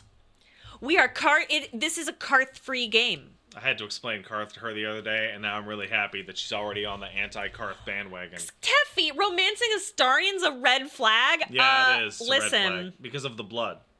Yeah, whatever. Red's my favorite color now because I love him. And he is a good, sweet boy, and I love him. You know he's just with you for your period. Ew! Ew! No! I haven't even had a period in like 10 months. In Baldur's Gate 3 you probably have. All right. All right. I'm not doing this. How dare you? I can tell you're embarrassed. So gross. Because it came out of your mouth and you couldn't even fucking stop it, you nasty ass. God. Ugh. Luppy. So Oh, for 2 fuck months. you! Thank you. What? Get out of here! What? I fucking hate that guy. Why? What's wrong with Luppy? I can't explain it to you. It's too stupid. You leave Luppy alone. You ignorant bastard. You leave him alone. You leave him alone. Texas Tofu. Resub 4. At tier 2, thank you so much for 56 months in a row. Thank you very, very kindly. Much obliged. Red donated $5 hairs. Just had a conversation with my mom where I'm not kidding. She's, quote, back in my day, I could afford such and such. Why can't you do this? And I had to walk out. Time to fight your mom. Yeah, it's hard sometimes for older people to know and understand how... My parents aren't like that at all. Well, there's a reason for that. Your dad, especially, Pat's dad is very, very into, like, one of the things Pat's dad and I bond over is, like, the housing market and the economy and stuff like that. And we like talking about it. And it's very, you know, so your dad has his, like, what's the word? Ear to the ground. Yeah. Yeah. So your dad is very... Yeah, so, but, like, my dad, like, when I was, like, 18, he's like, go and ask for a job, you know, that kind of stuff. But then, like, once the millennial shit started to occur and it was obvious everything got fucked, like, he never did any of that shit. He was just like, yeah, I don't know, man. Because he just walked into a factory and was like, can I have a factory job? And then they gave him one, and then he worked there for 30 years. And he's well aware that that's no longer a reality. Toy for Us says, that's a strange bonding. I mean... Pat's dad and I are so weird. For, like, years and years, we'll just send each other houses that we think are cool. And we're like, this house is so cool. Oh, they love that shit. Drives me crazy. We just think houses are cool. I don't know. Let's see. My dad is cool. Thank you. But I'm sorry. I'm sorry to hear that, Red. I'm sorry. The Lockiness Monster. Resub for 7 months. Glad to catch one of you streaming so I could throw this made-up internet money for the doula and the diapers. Thank you so much. I really appreciate that. I bought more diapers today. We bought that. Okay, so my wonderful, incredible little brother sent me a huge package of diapers right before the baby came. Massive. And I was like, oh my gosh, babe, how could you like this is so generous of you. Oh and my also God. LA got hit by an earthquake. What? Right before the... How bad was the earthquake? Let me check. 6.0. 6.0? And then a hurricane also, like, tomorrow? Tonight? Oh, no, it's now. Oh, it's now? Yeah, it's now. Get the fuck out of there. Golly. Jesus. Hope you guys are okay. Please, I hope you guys are okay, please. But yeah, my wonderful brother sent us the huge package of diapers. And I was like, that's so generous. That's so many diapers. He's like, trust me, you'll need them. I was like, oh my God, it's going to take us. They're about out now. We're almost out. They have one package of diapers. I couldn't believe it. He said, like, I mean, it was a massive box of diapers. So sweet and generous. Ran through those super quick. Yeah, Californians, please get in your basements well, wait, no, because now there's an earthquake. I don't know what to tell you, but you're not supposed to get out. No, stop. You're not supposed to get in your basement for either of those. That's not true. You are not supposed to be in your basement for a hurricane. What, am I thinking of a tornado? You're thinking of a tornado. Hurricanes can cause flooding, which will kill you in your basement. Sorry, I'm from Tornado Alley. We get in the basement. My bad. Sorry. So if you're dealing with a hurricane and an earthquake, what you're supposed to do is you're supposed to go to the center point of your house and stand away from any windows within the door frame of your most long load-bearing wall. Oh. See, I'm from Tornado Alley, so we go down to the basement. Yeah. The earthquake wasn't that bad. It said a 6.0. Yeah, but LA people are used to earthquakes. Oh, that's true. Jesus Christ. Yeah, but a 6.0, that's high. Jesus Christ. Hilljoy used 1050 bits. Thank you so much. I really appreciate that. 6.0 isn't that bad? It seems like it's bad. The Californians, man. That's fair. Just a little shaky. Oh, wow, bro, look at this sick earthquake. Dude. Patrick, we live on the West Coast now. Yeah. That's you. That's us. No, that's California. No, the us would be like, hey, do you want to go down to the silent disco? Oh, man. Fucking silent disco. Chatterbox, resub for 8 months. Ford to baby. God bless all of you. Thank you, Chatter. Much obliged to you. Thank you so much. Oh, yeah, fucking, oh, Richter scale is exponential. Thank you. Yeah. Huh. Wait, is that Queequeg? Yeah. Oh, Queequeg, you changed your name. Yeah, I don't know why he did it. He did it to fuck with somebody on some other channel. Oh, okay. Well, do you mind if I still call you Queequeg? Or do you want me to call you Queg? Call him Queg fucker. Queg? Oh, so Silent Disco is... So I think it was on Portlandia. I've never What they wanted do- to run into a crowd of people and start swinging harder. Stop it. No, what you do is you put on... Stop that. You put on headphones. It's a group of people, and you all put on headphones, and you're usually listening to the same thing. And you all just, like, dance and hang out and, like, dance. But then anyone who's watching you... Just thinks you look like a massive fucking asshole. Yeah, can't hear it, and it's a silent disco. It's funny because it's the perfect mix of this isn't hurting anyone, and I still want to run them over with a car. Patrick, you can't even drive. Yeah, well, I think I can drive well enough to hit a bunch of people who aren't paying attention. I guess. True Henry sub for 38 months. Thank you very much. The shifty-looking cow used 500 bits. Kingdom Hearts 1 should be the first game. Get that kid in the parking lot ASAP. Listen. Part of me wants to, like, ensure that my son will never do cringe. Oh my god. But the other part He's your son. wants to foster Are you fucking high? and nourish the cringe that is to come. So kids are cringe. Listen, like I said, I'm of two minds. There are two wolves. There's two wolves, Pat. You know how it is when you have two wolves. Queef Latina. It's a good username. Resub for 2 months. Congrats on the child and hope they grow up to be big and strong. He's already strong. He's very strong. He gets himself out of his burrito very quickly. The Royale donated $5. Hi, Paige. Congrats on a successful babby. Hope you guys are doing well. I'm going to go look up what the fuck boob backwash is. Yeah, it's wild. Definitely Two wolves, both gay for Astarion. It's true. Yeah, I wish I knew what the exact term for it is, but look up like antibodies, breastfeeding, stuff like that. Fascinating shit. Shark and Stereo resub for 5 months. Thank you. Ligma Laminsa donated $10. Just beat Baldur's Gate 3. For comparison, it took me 35 hours to beat Act 1. It took me almost 60 to finish Act 3, and I'm sure I missed stuff. That's amazing, Ligma. Are you okay? No. What's wrong? Why? What's wrong? Game long. But it's good. I know.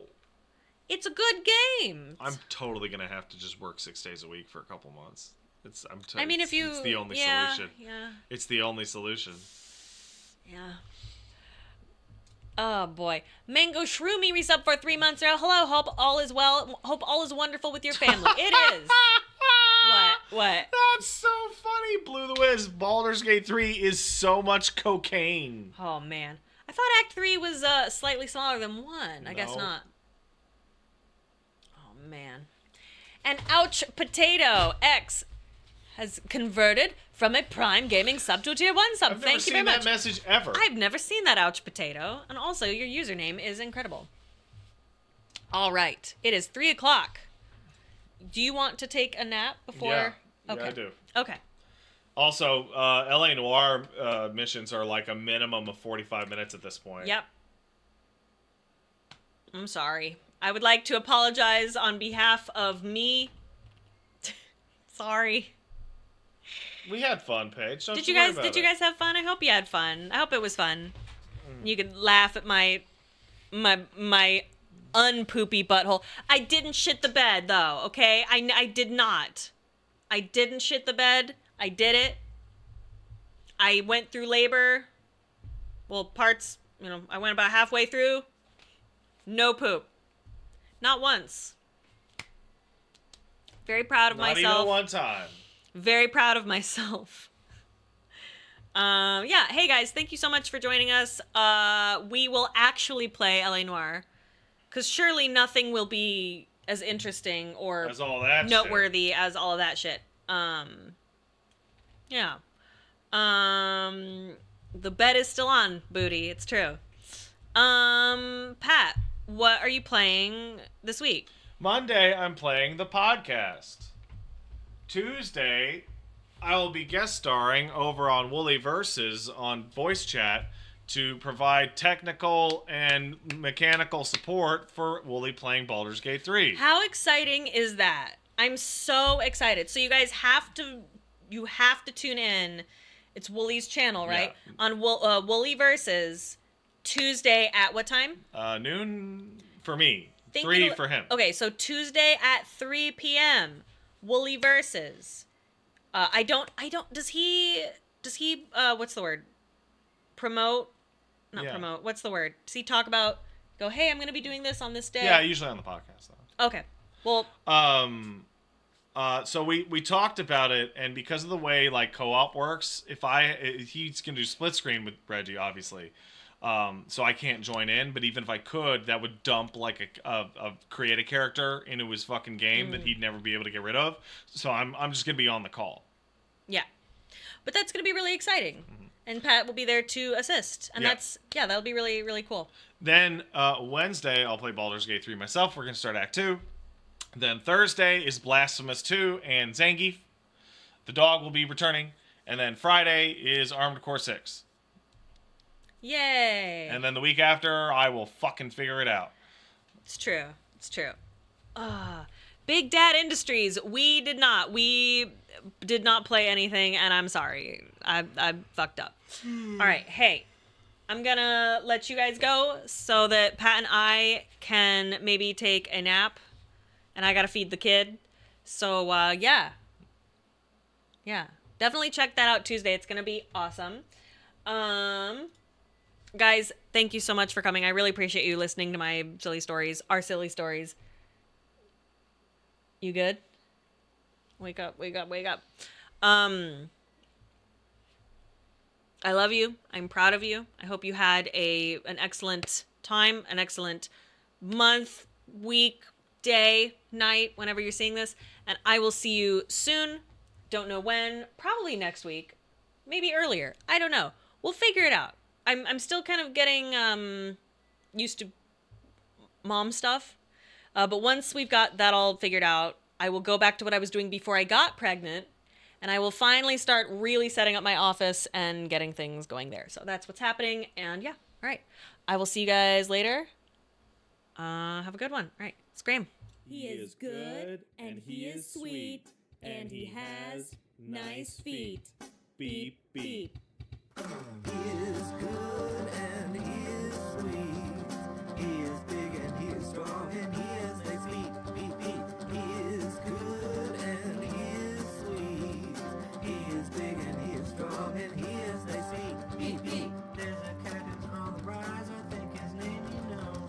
But if you are not privy to, it's spelled E-L-M-O. He's not the most together guy, but he's our little man. Pat and Pay will love him 'cause he does the best he can.